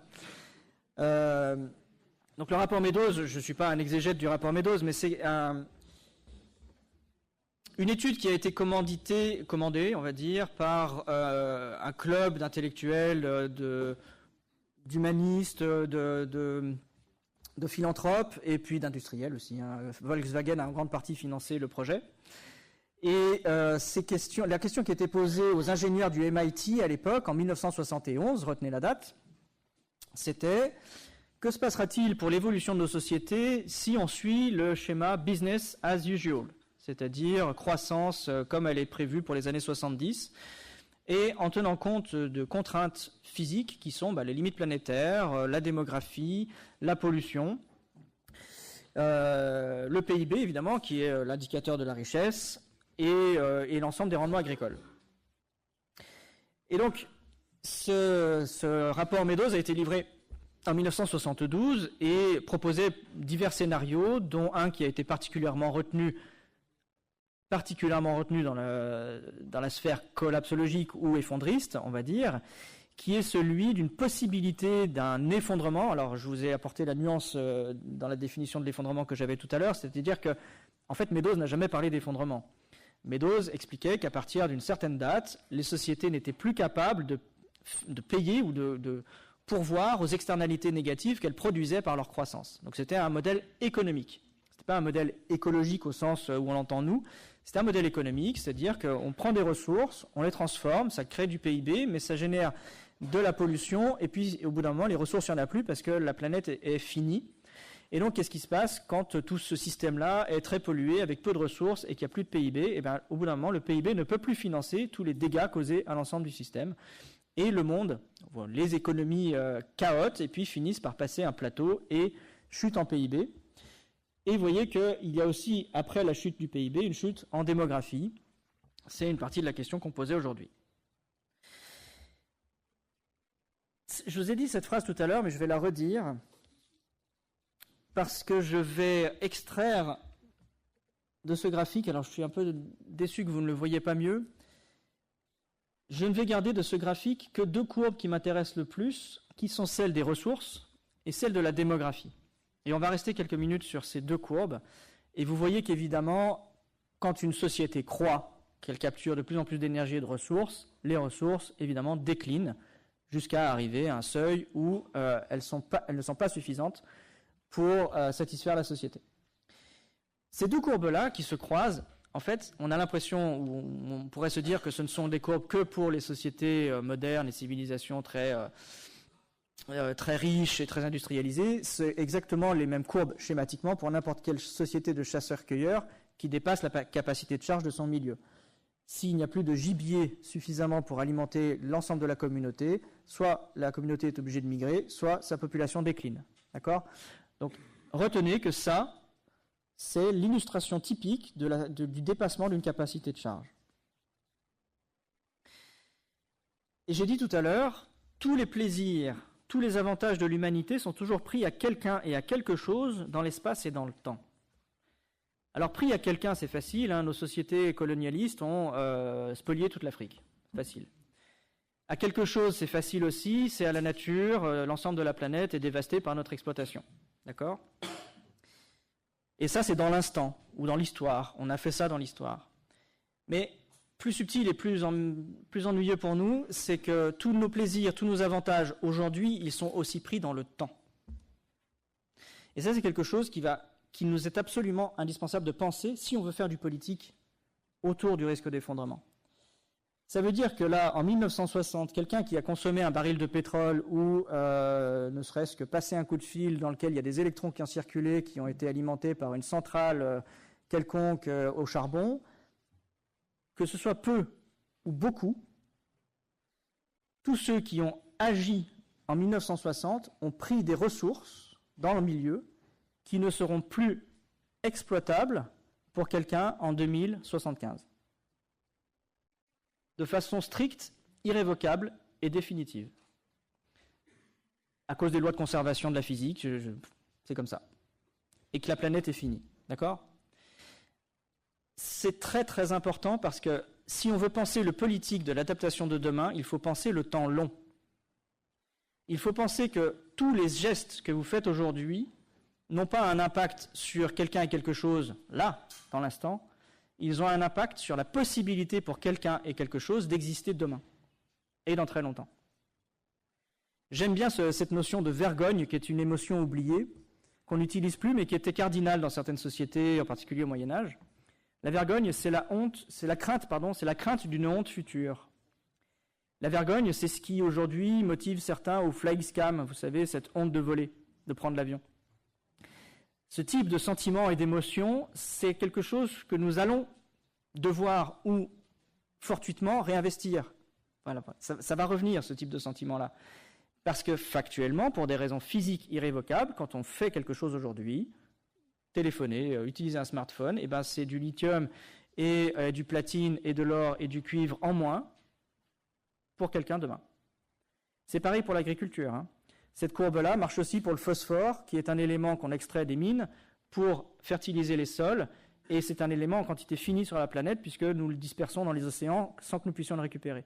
Ça veut dire que... Alors, c'est peut-être un peu difficile à entendre, mais ça veut dire que pour des raisons physiques, pour des raisons de cadre existentiel irrévocable, aujourd'hui, quand nous mangeons, nous prenons une ressource en quantité finie dont nos enfants ne disposeront pas. D'accord ? Comment on a fait pour se protéger de ça ? On a fait une chose, je vais accélérer un petit peu. On a fait une chose qui est un tour de passe-passe sémantique absolument hallucinant. Donc ça, c'est une proposition que je fais pour comprendre un petit peu comment on a procédé dans les récits, justement, pour oublier à la fois le cadre et les contraintes et les effets de nos actions sur le long terme.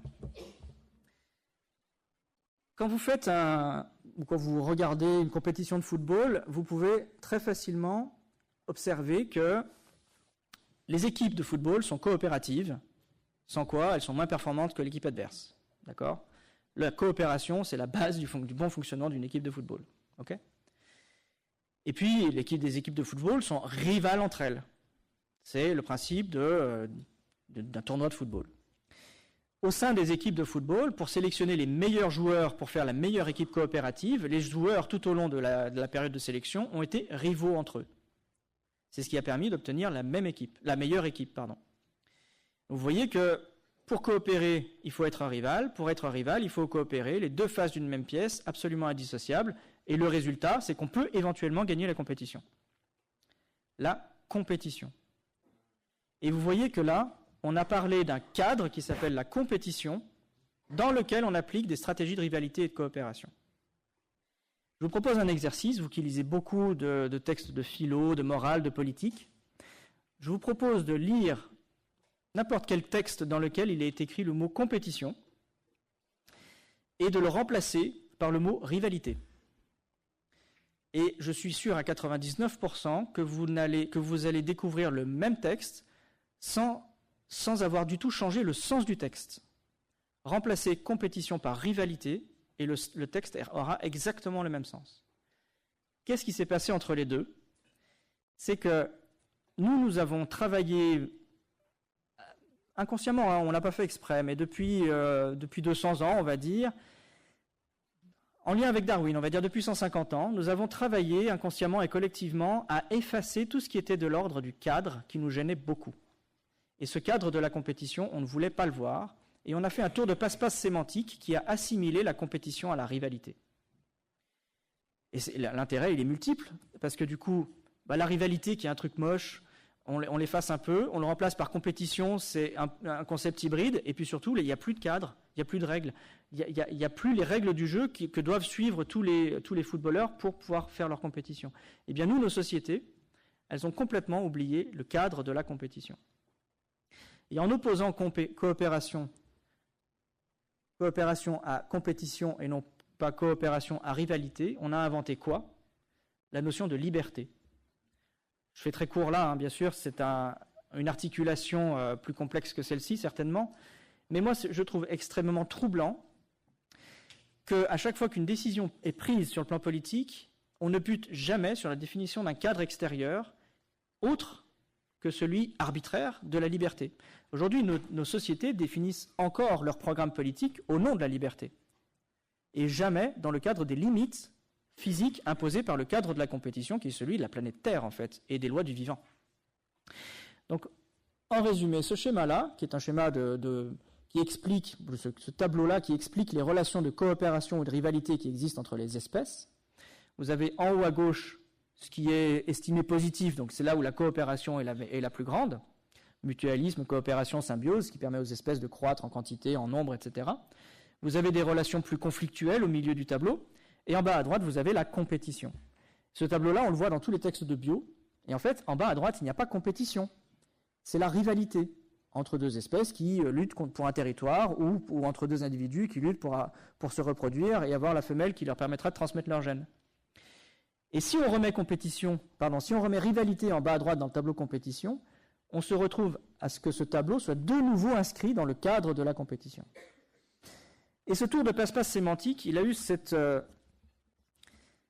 cette particularité magique, y compris sur le plan politique, de nous affranchir de toute contrainte extérieure. Et c'est là où je vais commencer à introduire l'irruption du capitalisme dans le monde moderne. Je vais essayer de faire au plus vite. À mon sens, il y a eu 2 temps dans l'évolution. Vous vous souvenez, les chasseurs-cueilleurs se déploient sur des territoires en surface pour capturer plus de ressources. Les empires, empire romain, empire byzantin, empire acadien, se sont déployés en surface pour obtenir plus de ressources.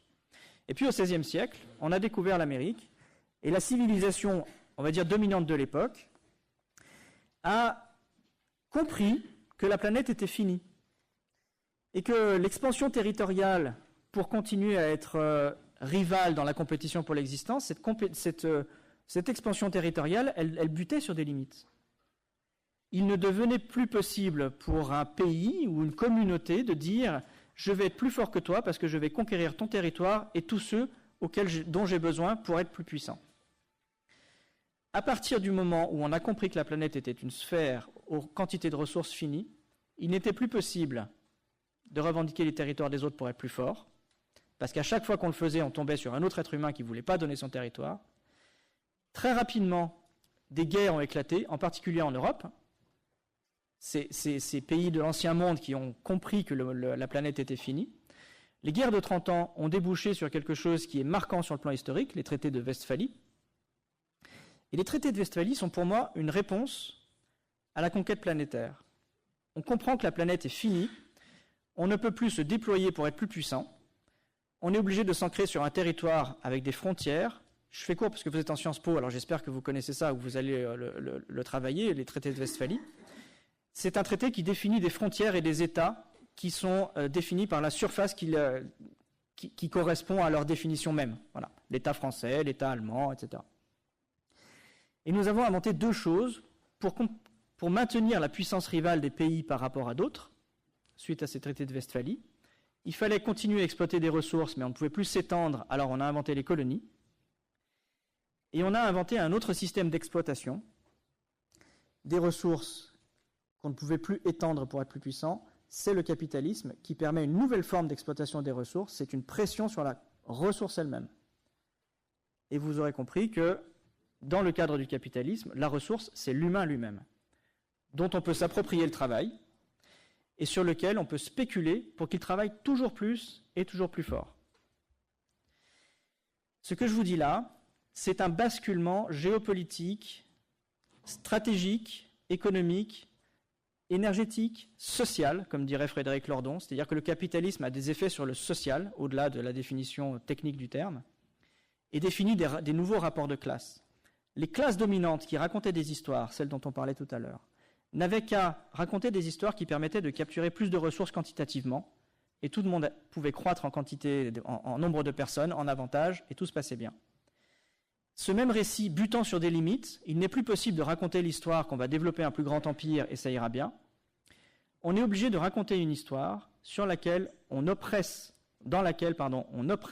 l'outil de travail lui-même, les ressources elles-mêmes et le travailleur lui-même pour obtenir plus de production rivale qui permet à chaque pays de maintenir la course à l'existence et à la souveraineté. C'est important parce que quand on réinscrit le capitalisme comme étant une réponse, comme étant un outil à une contrainte nouvelle, c'est-à-dire on ne peut plus s'étendre, on est obligé de travailler sur place mais plus fort, on réinscrit le capitalisme dans une histoire où il n'est pas la cause du problème. Et c'est là où je voulais en venir. Le capitalisme a été une réponse conceptualisée par Adam Smith en 1976, renforcée par Jean-Baptiste Say au début du 19e. C'était une production intellectuelle très puissante, mais qui, en tant que telle, n'a aucune valeur. Et n'est pas à valeur de puissance économique, de puissance rivale ou de puissance industrielle. En revanche, rencontrant le fait que, par application du capitalisme, on renforce l'économie et on devient plus puissant que son rival, on continue à répondre à la pression pour l'existence, et j'en rappelle les termes, l'alimentation, la santé et la sécurité. Le capitalisme n'a pas été inventé pour oppresser les gens. Le capitalisme a été inventé parce qu'il était la meilleure réponse pour continuer, je remonte ici, cette grande trajectoire démographique. Pourquoi ? Parce que la demande des gens entre avant et après le capitalisme, c'est exactement la même, c'est l'alimentation, la santé et la sécurité. Dans un monde fini, ça n'est plus possible de s'étendre pour satisfaire mieux les besoins que la veille. Il faut donc augmenter la pression sur les ressources et les forces de production. Ensuite, un modèle répondant à cette demande-là a été proposé, il a été sélectionné, et l'avenir, on le connaît. Et la suite, on la connaît. Rapidement,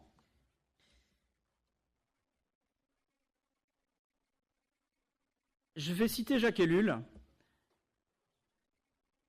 qui dit dans Le Bluff technologique, en 88, « Je voudrais rappeler une thèse qui est bien ancienne, mais qui est toujours oubliée et qu'il faut rénover sans cesse. C'est que l'organisation industrielle, comme la post-industrielle, comme la société technicienne ou informatisée, ne sont pas des systèmes destinés à produire ni des biens de consommation, ni du bien-être, ni une amélioration de la vie des gens, mais uniquement à produire du profit exclusivement. » C'est cette thèse-là que je voudrais tenter de réfuter ce soir.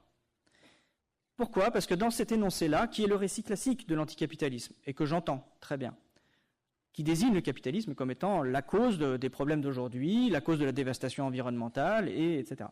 Mais pour moi, il manque plusieurs choses qu'on a vues tout au long de l'exposé. C'est d'une part le déni de l'irrévocabilité de la rivalité. Dans un monde où les puissances maritimes finissaient par capturer toutes les ressources disponibles, y compris les esclaves en Afrique, de façon terrible et dramatique, la puissance qui n'y parvenait pas reculait dans la rivalité. Et que se passait-il ? C'est que le peuple lui-même n'était pas content. À la fin du siècle d'or, en Espagne, lorsqu'elle a été déboutée de ses propres colonies et qu'elle a perdu toutes ses guerres en Europe, le peuple n'était pas heureux et satisfait que ses souverains, que ses représentants, que ses classes élitistes, ses représentants, ses élites, ceux qui racontent les récits, dont on parlait tout à l'heure, aient failli à leur tâche de raconter des récits de croissance qui permettent d'assurer à toute l'Espagne la meilleure alimentation, la meilleure sécurité, la meilleure santé. Les peuples eux-mêmes n'étaient pas satisfaits.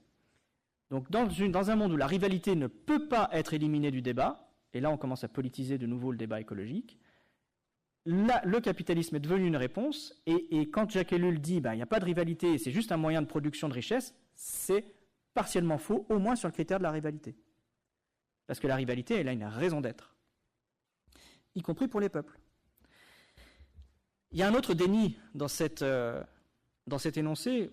J'en veux pas à Jacques Ellul. Jacques Ellul dit des choses que beaucoup d'autres disent. C'est l'existence des classes moyennes. Alors je vais rapidement citer Xavier Molena qui dit « Avec la fin des sociétés d'ordre et le développement progressif de l'économie industrielle apparaissent des groupes sociaux qui n'appartiennent ni à la bourgeoisie ni au prolétariat. » Donc c'est cette grande transition entre le monde d'avant, le capitalisme et le monde d'après. En France, ces nouvelles classes moyennes salariées, selon l'expression d'Alain Touraine en 1968, représentent 7% de la population active avant la Première Guerre mondiale, 13% au début des années 30, 20% en 1954 et 37% en 1975. Dans la phrase de Jacques Ellul, il n'y a pas la classe moyenne.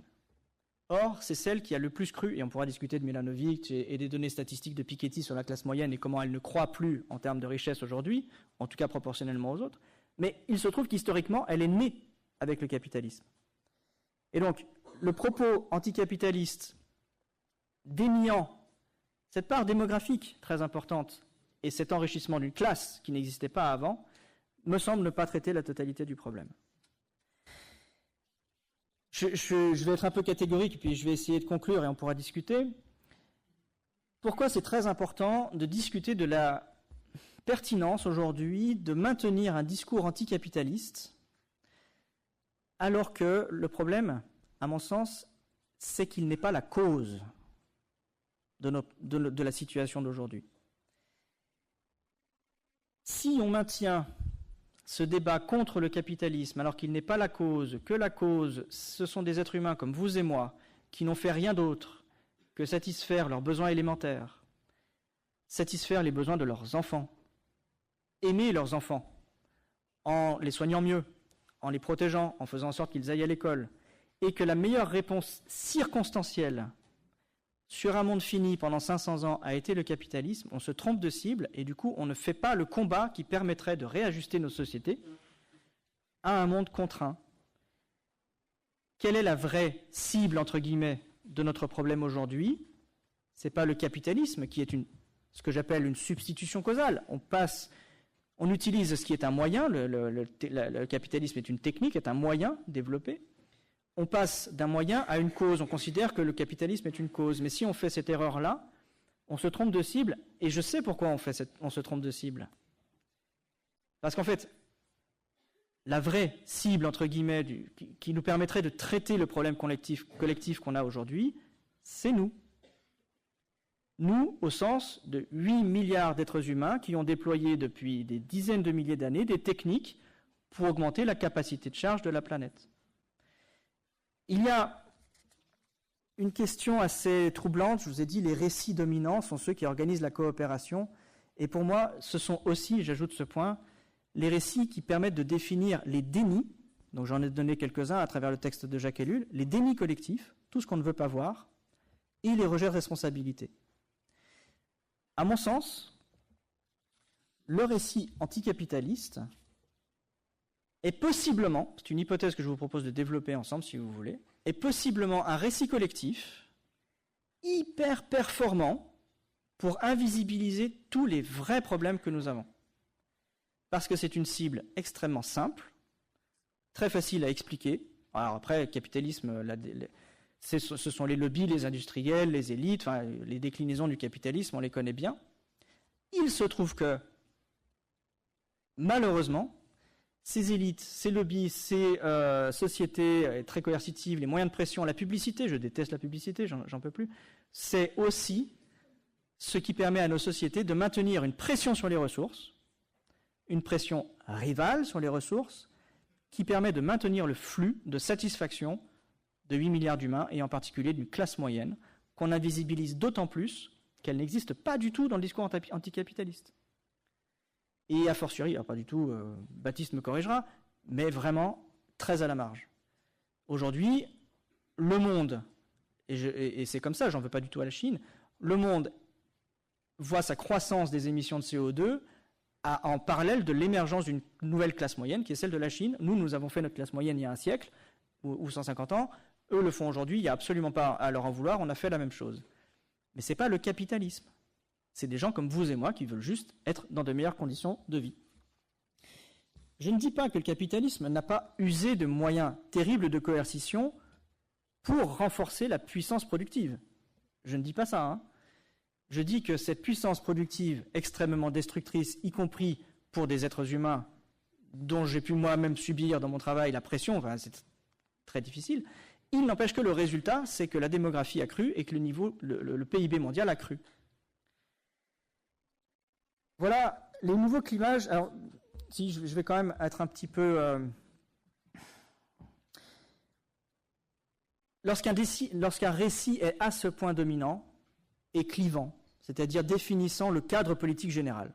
Aujourd'hui, on a un problème, c'est le capitalisme, c'est quasiment un réflexe pavlovien. Les médias surinvestissent cette rhétorique-là, et en même temps, rien ne change. Alors oui, je vous ai montré ce graphique-là, parce qu'il est parfaitement illustratif. Ce graphique, c'est l'ensemble de tous les avantages acquis par l'humanité à droite, alors la population mondiale, le PIB, l'utilisation d'énergie primaire, l'utilisation de l'eau, les télécommunications, vous voyez, tout a cru depuis 1750 de façon exponentielle. Et vous avez à gauche tous les dégâts, en fait, sur l'environnement, la pêche des poissons marins, l'aquaculture des crevettes, les températures de surface des océans, le protoxyde d'azote, le méthane, la dégradation générale de la biosphère. Vous voyez qu'il y a ce lien entre les avantages et la destruction. Et je vous disais, il est possible que ce récit anticapitaliste soit à ce point structurant que non seulement il n'est pas permis, on le voit aujourd'hui en 2020, la réforme du système de croissance, mais qu'il l'est même accompagné en nous facilitant la possibilité de détourner le regard. Enfin, je vais le dire de façon plus catégorique. De toute l'histoire des idéologies politiques, regardez ce schéma, de toute l'histoire des idéologies politiques, l'anticapitalisme est l'idéologie qui a été le plus en échec. Et de très loin. Voire, il a cru en même temps que les dégâts. Et la coercition, et l'esclavage, et les colonies, et tout ce qu'on sait. D'accord ? Soyez donc résolus à ne plus servir et vous serez libres. La Boétie, très bien. Je vais citer aussi Corinne Morel-Darleux. Pour reconstruire un horizon, il faut nourrir notre puissance d'agir. Très bien. Aujourd'hui, les nouveaux clivages politiques, à mon sens, ne fonctionneront pas si les militants les plus motivés, les plus velléitaires, je pense à Extinction Rebellion, je pense à éventuellement Greta, je pense à toutes les marches pour le climat, je pense à tous les mouvements qui essayent de rencontrer à nouveau le système industriel, les élites et l'environnement. Je pense que si ces mouvements-là continuent à investir des substitutions causales, ils continueront à entretenir les conflits politiques qui sont, à mon sens, faits pour ne pas changer le système. Et les chiffres sont très clairs. Et donc, Corinne Morel-Darleux dit, pour reconstruire un horizon, il faut nourrir notre puissance d'agir et remonter le déroulé que je vous ai fait. Aujourd'hui, la puissance d'agir, c'est exactement la même que celle des chasseurs-cueilleurs et de tous les êtres vivants depuis 4 milliards d'années sur la planète Terre. Vous devez assurer votre alimentation, votre santé et votre sécurité. Aujourd'hui, le conflit intérieur est beaucoup plus difficile à gérer que le conflit de rejet sur l'anticapitalisme ou les lobbies. Aujourd'hui, la contrainte écologique et le risque d'effondrement, c'est comment je vais exister, moi, dans un monde où plus personne ici ne peut assurer son alimentation, sa santé et sa sécurité tout seul. Donc, comment réinvestir des mouvements politiques qui vont permettre de passer d'un monde de croissance à un monde de décroissance maîtrisée, et je me permets de marier la définition que je proposais sur l'effondrement avec le mouvement politique de la décroissance. Tu l'as dit, la décroissance n'a pas fonctionné par anticipation. Je pense qu'elle est politiquement très fertile pour apporter de la matière à penser et à structurer nos sociétés en décroissance contrainte. Il y a absolument matière à travailler. Dans la mesure où on attaquerait des cibles, à mon sens, plus pertinentes que le capitalisme. Les chasseurs-cueilleurs, je parlais de Clastres, et puis je vais pas tarder à conclure, je parlais de Clastres, Salins et des anthropologues qui ont étudié comment on fait les chasseurs-cueilleurs pour réguler leur adaptation pendant 99% de l'histoire de l'humanité. C'est quand même eux qui ont largement vécu plus longtemps que nous. Eh bien, les clivages des décisions qu'ils opéraient étaient soit on augmente la capacité de charge, on obtient un bénéfice à court terme, mais le long terme est impacté, soit on décroît, on limite notre emprise sur le milieu, ce qui est problématique à court terme parce qu'on obtient moins d'avantages. Par contre, on protège le long terme. C'est ça, les clivages politiques, au sens d'organisation de la communauté, qui ont régi l'organisation des chasseurs-cueilleurs pendant 99% de leur histoire. Nous les avons transformés artificiellement en clivages gauche-droite. Je n'ai pas eu le temps de développer là, mais ces clivages gauche-droite sont des constructions hors sol, et on le sait parfaitement, les clivages gauche-droite ne réforment absolument pas la trajectoire de croissance, ils sont tous les deux indexés dessus. D'accord ? Donc en fait, on a complètement occulté la seule dichotomie qui permettrait de réguler notre adaptation, c'est faire des choix de progrès ou de croissance quand c'est possible, et de ne pas les faire quand c'est impossible. Aujourd'hui, c'est impossible de faire un choix de croissance. On ne peut pas. Et donc, les clivages gauche-droite deviennent dysfonctionnels, mais on peine à retrouver les clivages politiques, progrès versus décroissance. Donc c'est ceci qu'il faut réinvestir. Et j'ai beaucoup parlé d'élite, j'ai beaucoup parlé de récit. Voici un des graphes de l'étude Handy, Human and Nature Dynamics, une étude de 2014, si mes souvenirs sont bons, qui a été cofinancée par un grand organisme américain qui s'appelle la NASA, peu importe, mais qui se posait des questions quand même intéressantes. Cette étude essayait d'estimer des rapports de classe en fonction de la distribution des avantages ou de la production, de la richesse. Vous avez là sensiblement le même schéma que celui du rapport Meadows. Quand la production de richesse augmente, la nature en pâtit. Voilà, ça c'est très clair. Les producteurs, ce qui s'appelle les commoners dans cette recherche, on va dire les ouvriers, les salariés, ceux qui créent la richesse en transformant la nature, eh bien, en même temps que la nature décroît en capacité de charge, eh bien, ils augmentent en population. D'accord ? Et puis les élites aussi, mais un peu plus tard. Et puis surtout, les élites, vous voyez que à un moment donné, la capacité de charge est dépassée, la richesse décroît. On retrouve le schéma du rapport Meadows. La richesse décroît, et puis la force productive, elle décroît parce qu'il n'y a plus rien à transformer, donc on ne peut plus créer de richesse. Et on voit que les élites durent un petit peu plus longtemps quand même. D'accord ? Elles durent un petit peu plus longtemps, mais en fait, elles disparaissent aussi. Et aujourd'hui, nous ne sommes pas gouvernés ni par des empereurs romains, ni par des rois mayas. Pourquoi ? Parce qu'ils ont disparu aussi. Ça ne veut pas dire que la totalité de la société maya, ni la totalité de l'empire romain a disparu. Ça veut dire que la capacité de charge est descendue, on a moins pompé de ressources parce qu'on ne pouvait... la capacité de charge a réajusté la population à ce qu'elle pouvait assumer. La production a descendu, les élites n'avaient plus rien à faire produire aux classes inférieures, en tout cas aux classes travailleuses, et puis du coup, toute la richesse produite a ramené la société à un niveau où la capacité de charge était acceptable, où la capacité de charge était compatible avec le nombre d'individus. D'accord ? La question que je veux poser ce soir, et puis il nous reste un petit quart d'heure pour discuter, c'est qu'est-ce qui se passe dans le monde dans lequel nous allons aller, où la nature est dévastée, entre le pic d'existence des forces de travail et le pic d'existence des élites. Est-ce que nous allons rentrer dans un monde où les conflits que nous allons organiser seront totalement déconnectés de la réalité politique telle que je l'ai décrite, et dans ce cas c'est la guerre, ou est-ce que nous allons comprendre peut-être que nous tous, à 8 milliards, nous avons été extrêmement solidaires pour nous raconter tous de belles histoires qui ont dévasté notre environnement, mais qui nous ont fait exister. Dans ce cas-là, il y a peut-être un dialogue possible à 8 milliards. En fait, c'est assez binaire. Si on ne se réconcilie pas avec notre propre histoire que j'ai tenté de décrire aujourd'hui, c'est juste l'horreur pour demain. Si on comprend quels sont les fondamentaux de notre existence, peut-être qu'on va pouvoir discuter tous ensemble et éviter les pires horreurs. Je vous remercie.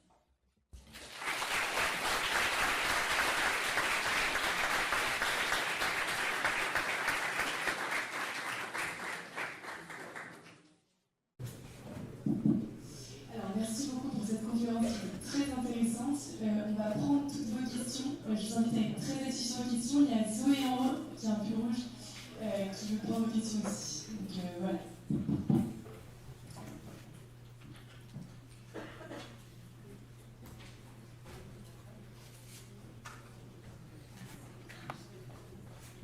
Première question de Noé. En général, il n'y a pas trop de questions au début, mais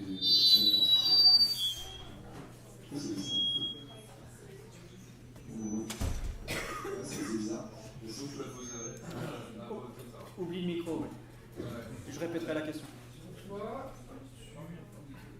vous ne considérez pas comme collapsologue? J'ai dit dans la formation que vous n'utilisez pas comme collapsologue, mais visiblement. Pourquoi je ne suis pas collapsologue? Je vais faire très court, c'est pas hyper intéressant. Ta question est intéressante. C'est le fait de... Ce qui n'est pas intéressant, c'est d'avoir été contraint de se démarquer de la collapsologie alors que ce n'était pas nécessaire au départ, mais il y a plein de raisons qui m'y ont poussé. J'ai rien contre la... Fais attention au micro. J'ai rien contre le terme ne me gêne pas, j'invente plein de mots tout le temps, donc inventer un mot pour couvrir... Oui, éteins le micro en fait, parce qu'il y a plein de petits Larsen. Oui, c'est pas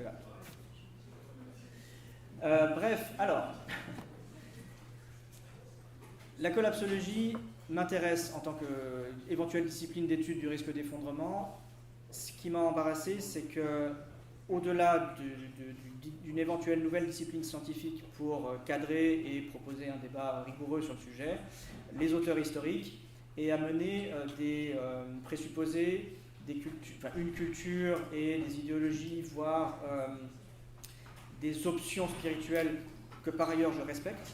Je n'ai aucun problème avec le fait d'investir des idéologies, une spiritualité et des opinions personnelles, enfin, aucun problème avec ça. C'est juste qu'il y a pour moi une confusion entre la discipline scientifique, supposée scientifique, et ce qui relève de l'opinion personnelle dans la collapsologie. Et ça m'embarrasse beaucoup. Donc j'ai souhaité, moi, me distinguer de ce terme qui est omniprésent maintenant dans le débat, mais qui n'est pas suffisamment bien défini sur le plan méthodologique au départ. Voilà la raison. Merci.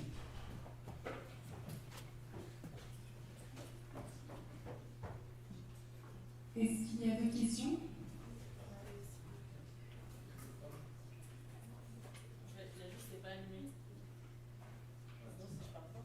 Je t'entends, tu peux y aller, je répéterai. Du coup, merci et bonsoir, merci pour cette conférence. Moi, je vais revenir sur le point sur l'anticapitalisme, parce que vous avez dit que l'anticapitalisme était actuellement structurant, c'est un discours structurant, beaucoup diffusé dans les médias, etc. Moi, je ne dirais pas ça, je trouve que c'est encore quelque chose d'assez émergent dans les profondeurs. Enfin, ça a existé depuis longtemps, mais là, on est quand même dans un essor assez inédit, entre guillemets, mais qui reste marginal à mes yeux. Et donc, pour moi, l'anticapitalisme, c'est vraiment une question qui est au cœur de l'écologie. Parce que ce que j'entends par capitalisme, c'est du productivisme et toujours poursuivre la croissance, etc. Et c'est ça qui détruit en grande partie la planète sur laquelle on vit. Et du coup, à mes yeux, c'est quand même intéressant de détruire le discours capitaliste, de démonter et de montrer ses limites, pour d'abord faire prendre aux gens que leur consommation s'inscrit dans une superstructure capitaliste, hein, et pour changer les choses. Enfin, pour moi, c'est essentiel et ça ne peut pas être. Il n'y a pas que la responsabilité individuelle, il y a aussi toute une superstructure qui engage le comportement et qu'on doit remettre en question. Bien sûr. Simplement, je pense que tu t'attaques aux moyens et pas aux causes.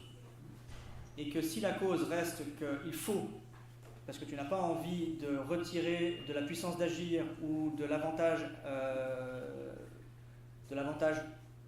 on va dire, de santé ou d'alimentation pour ton prochain, tu n'as pas envie de faire ça. Tu n'as pas envie de faire ça. Tu me confirmes que tu n'as pas envie de faire ça. Si entre les ressources et les avantages de ton prochain, tu n'as comme moyen d'exercer une pression sur les forces productives qui s'appelle le capitalisme, tu es coincé. C'est ça le problème en fait. C'est que c'est pas par magie que nous sommes 8 milliards sur la planète, c'est parce que depuis que nous avons inventé le premier outil performant pour chasser mieux, nous avons fait violence au monde. Le capitalisme, c'est le bout de la chaîne d'un système de pression sur le milieu qui a commencé, je ne l'ai pas dit ce soir, mais il y a 2 ou 3 millions d'années, et chez tout le genre Homo, pas seulement chez nous. Nous avons développé des capacités techniques qui nous ont été faites. Je veux dire, le capitalisme, c'est comme si tu disais, si tu es ces fameuses espèces d'éléphants qui étaient sur tout le continent américain, du nord au sud, avant qu'on débarque. Et ces éléphants, ils en ont marre d'être chassés et ils vont attaquer, ils vont se dire c'est la faute de la sagaie qui me chasse si je meurs. La sagaie, elle y est pour rien.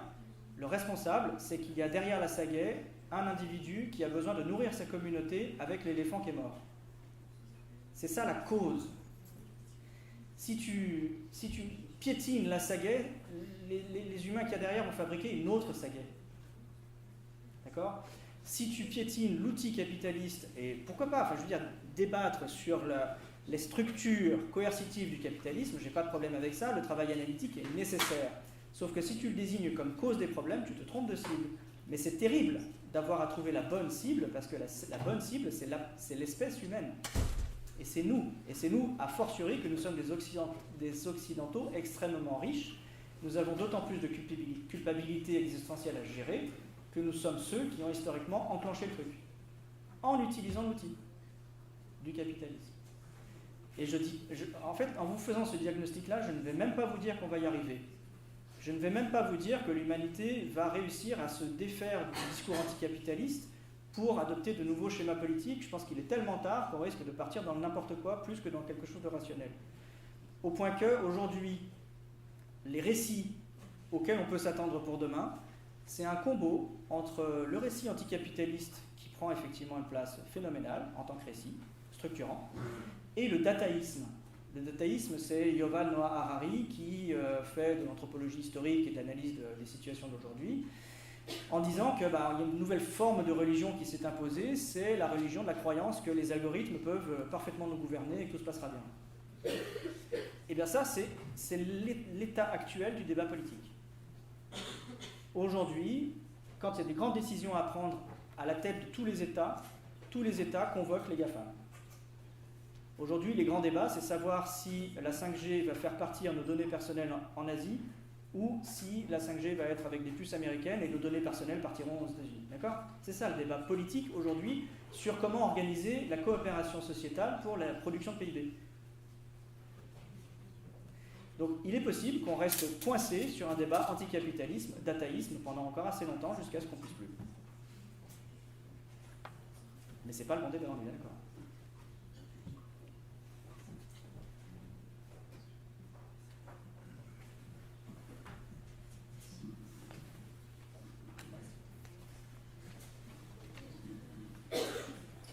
Bonsoir.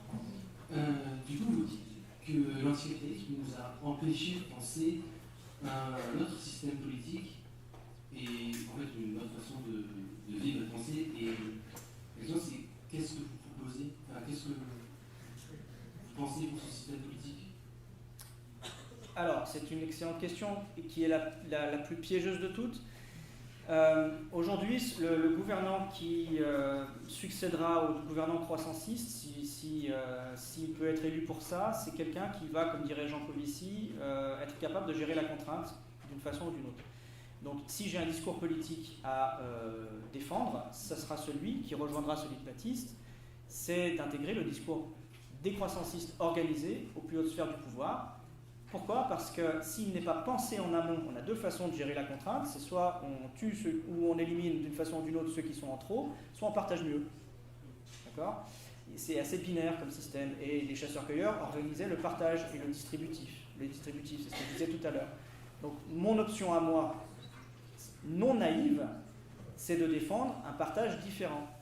Et ce partage différent, je n'ai pas eu le temps de le préciser, mais si on vise le capitalisme, étant donné que c'est une chimère, ça ne marchera pas. En revanche, et je vais donner les 3 éléments du programme, on pourra, comme ça me permet de le placer si vous voulez. Ce n'est pas un programme, mais c'est ce qu'il faut faire si on veut ruiner le capitalisme dans ses fondements et organiser le partage différemment. Le capitalisme, je vais le prendre autrement. La première chose à faire si vous voulez freiner le capitalisme et organiser la distribution autrement, c'est réduire à votre échelle vos revenus et à l'échelle d'un pays le PIB. Le problème, c'est que dans la rivalité, c'est compliqué. Déjà, à l'échelle d'une famille, réduire ses revenus, si on est au taquet de ses besoins dans un pays, on a des difficultés à le faire, évidemment. On ne peut pas le faire, évidemment. Et un PIB, le problème, c'est que, pour un pays, réduire le PIB, ça le ferait certes reculer dans la puissance capitalistique, dans la pression qu'il exerce sur les ressources, etc. Donc ce serait vertueux à plein d'égards et pourrait mieux redistribuer de façon plus équitable, mais il serait moins rival avec les puissances étrangères. Donc on lui siphonnerait toutes ses ressources, etc. Donc en fait, il n'aurait même plus l'arbitrage pour distribuer les ressources comme il le veut. Donc oui, réduire le PIB, réduire ses revenus, partager mieux et... Troisième point qui rejoint là où j'étais ces 2 derniers jours pour un petit tournage dans une ferme en transition, dans un système agricole en transition, travailler de ses mains. C'est assez simple ce qu'il y a à faire. La question, c'est de savoir qui va travailler de ses mains en premier, qui va partager le plus, le moins et à qui ça va être donné, et qui va choisir volontairement, à quelque échelle que ce soit, de réduire ses avantages acquis pour le bénéfice de long terme, alors que la compétition est mondialisée. Ma réponse s'arrête là. Je ne sais pas comment on fait ça. Voilà. Merci beaucoup.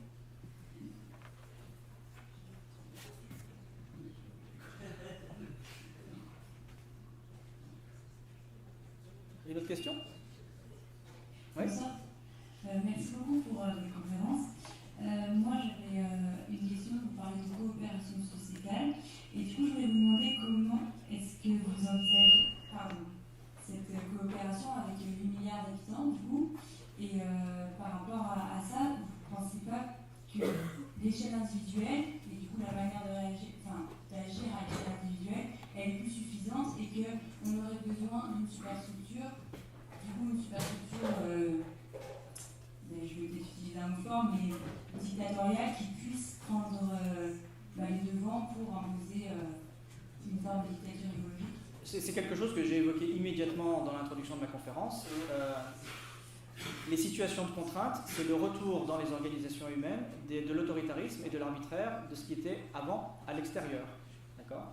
Donc c'est malheureusement une perspective tout à fait entendable parce qu'elle est complètement cohérente avec ce qu'on sait de l'évolution de la vie sur Terre depuis 4 milliards d'années et dont l'humanité ne s'est affranchie qu'artificiellement, avec des techniques, le capitalisme, etc.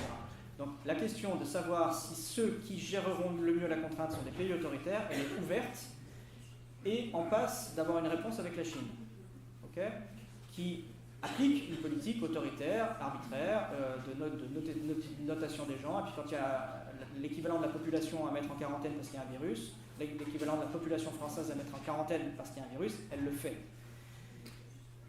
Je ne sais pas si les illusions démocratiques autour de la liberté et de la souveraineté du choix individuel vont survivre à la contrainte extérieure. Je ne le sais pas, je le souhaite. Et peut-être qu'il y a entre les deux une façon d'organiser collectivement une contrainte qui serait plus vertueuse. Je vais le dire autrement, la dictature dont tu parles, je vais parler du diktat de l'existence. Si on ne peut pas assurer son alimentation, santé, sécurité, le diktat de l'existence nous oriente vers la faim. C'est comme ça. Et bien ce diktat de l'existence, il va forcément revenir d'une façon ou d'une autre. Je pense que nous allons attendre que les seuils écologiques soient dépassés à ce point-là, que nous risquions de perdre toute maîtrise sur l'organisation de ce diktat, auquel cas nous aurions des pouvoirs terribles. Mon travail ce soir et avec vous, c'est d'éviter ça en anticipant un maximum, alors qu'on est sûr que ce diktat-là va revenir d'une façon ou d'une autre. En fait, il faut être sûr de ça, pour reprendre du puits. Il faut être sûr de ce risque-là. C'est même plus qu'un risque. En fait, le diktat de l'existence, il va revenir. Comment on le gère politiquement? Essayons de ne pas nous attaquer à des chimères. Voilà.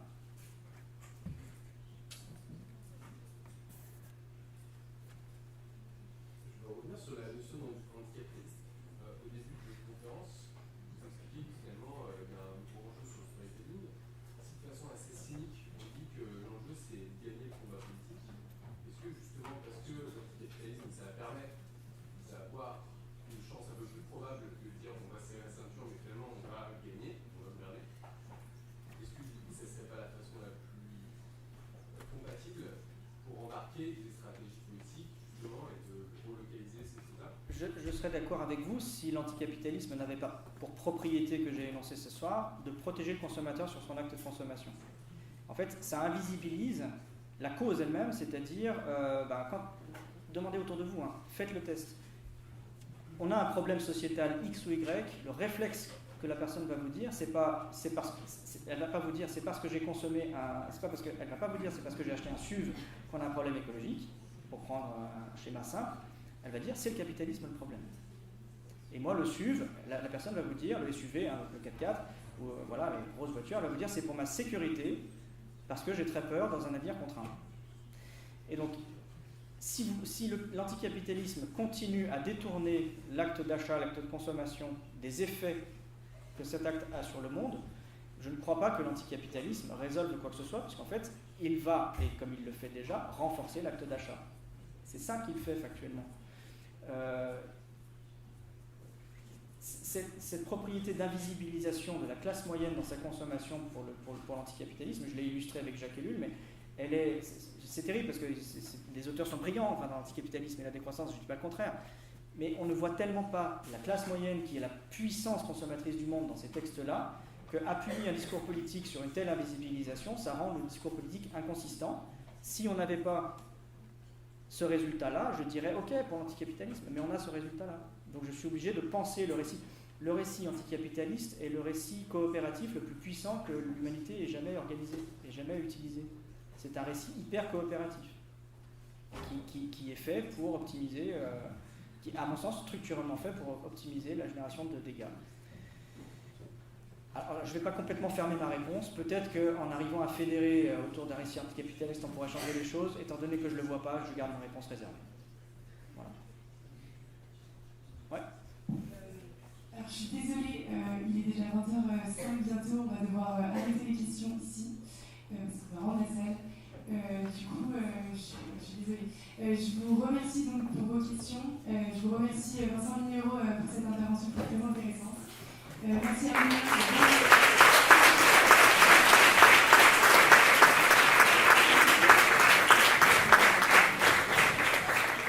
Merci à Omnios Volontaires et le BDM d'avoir organisé cette conférence. Voilà. Bonne soirée à vous.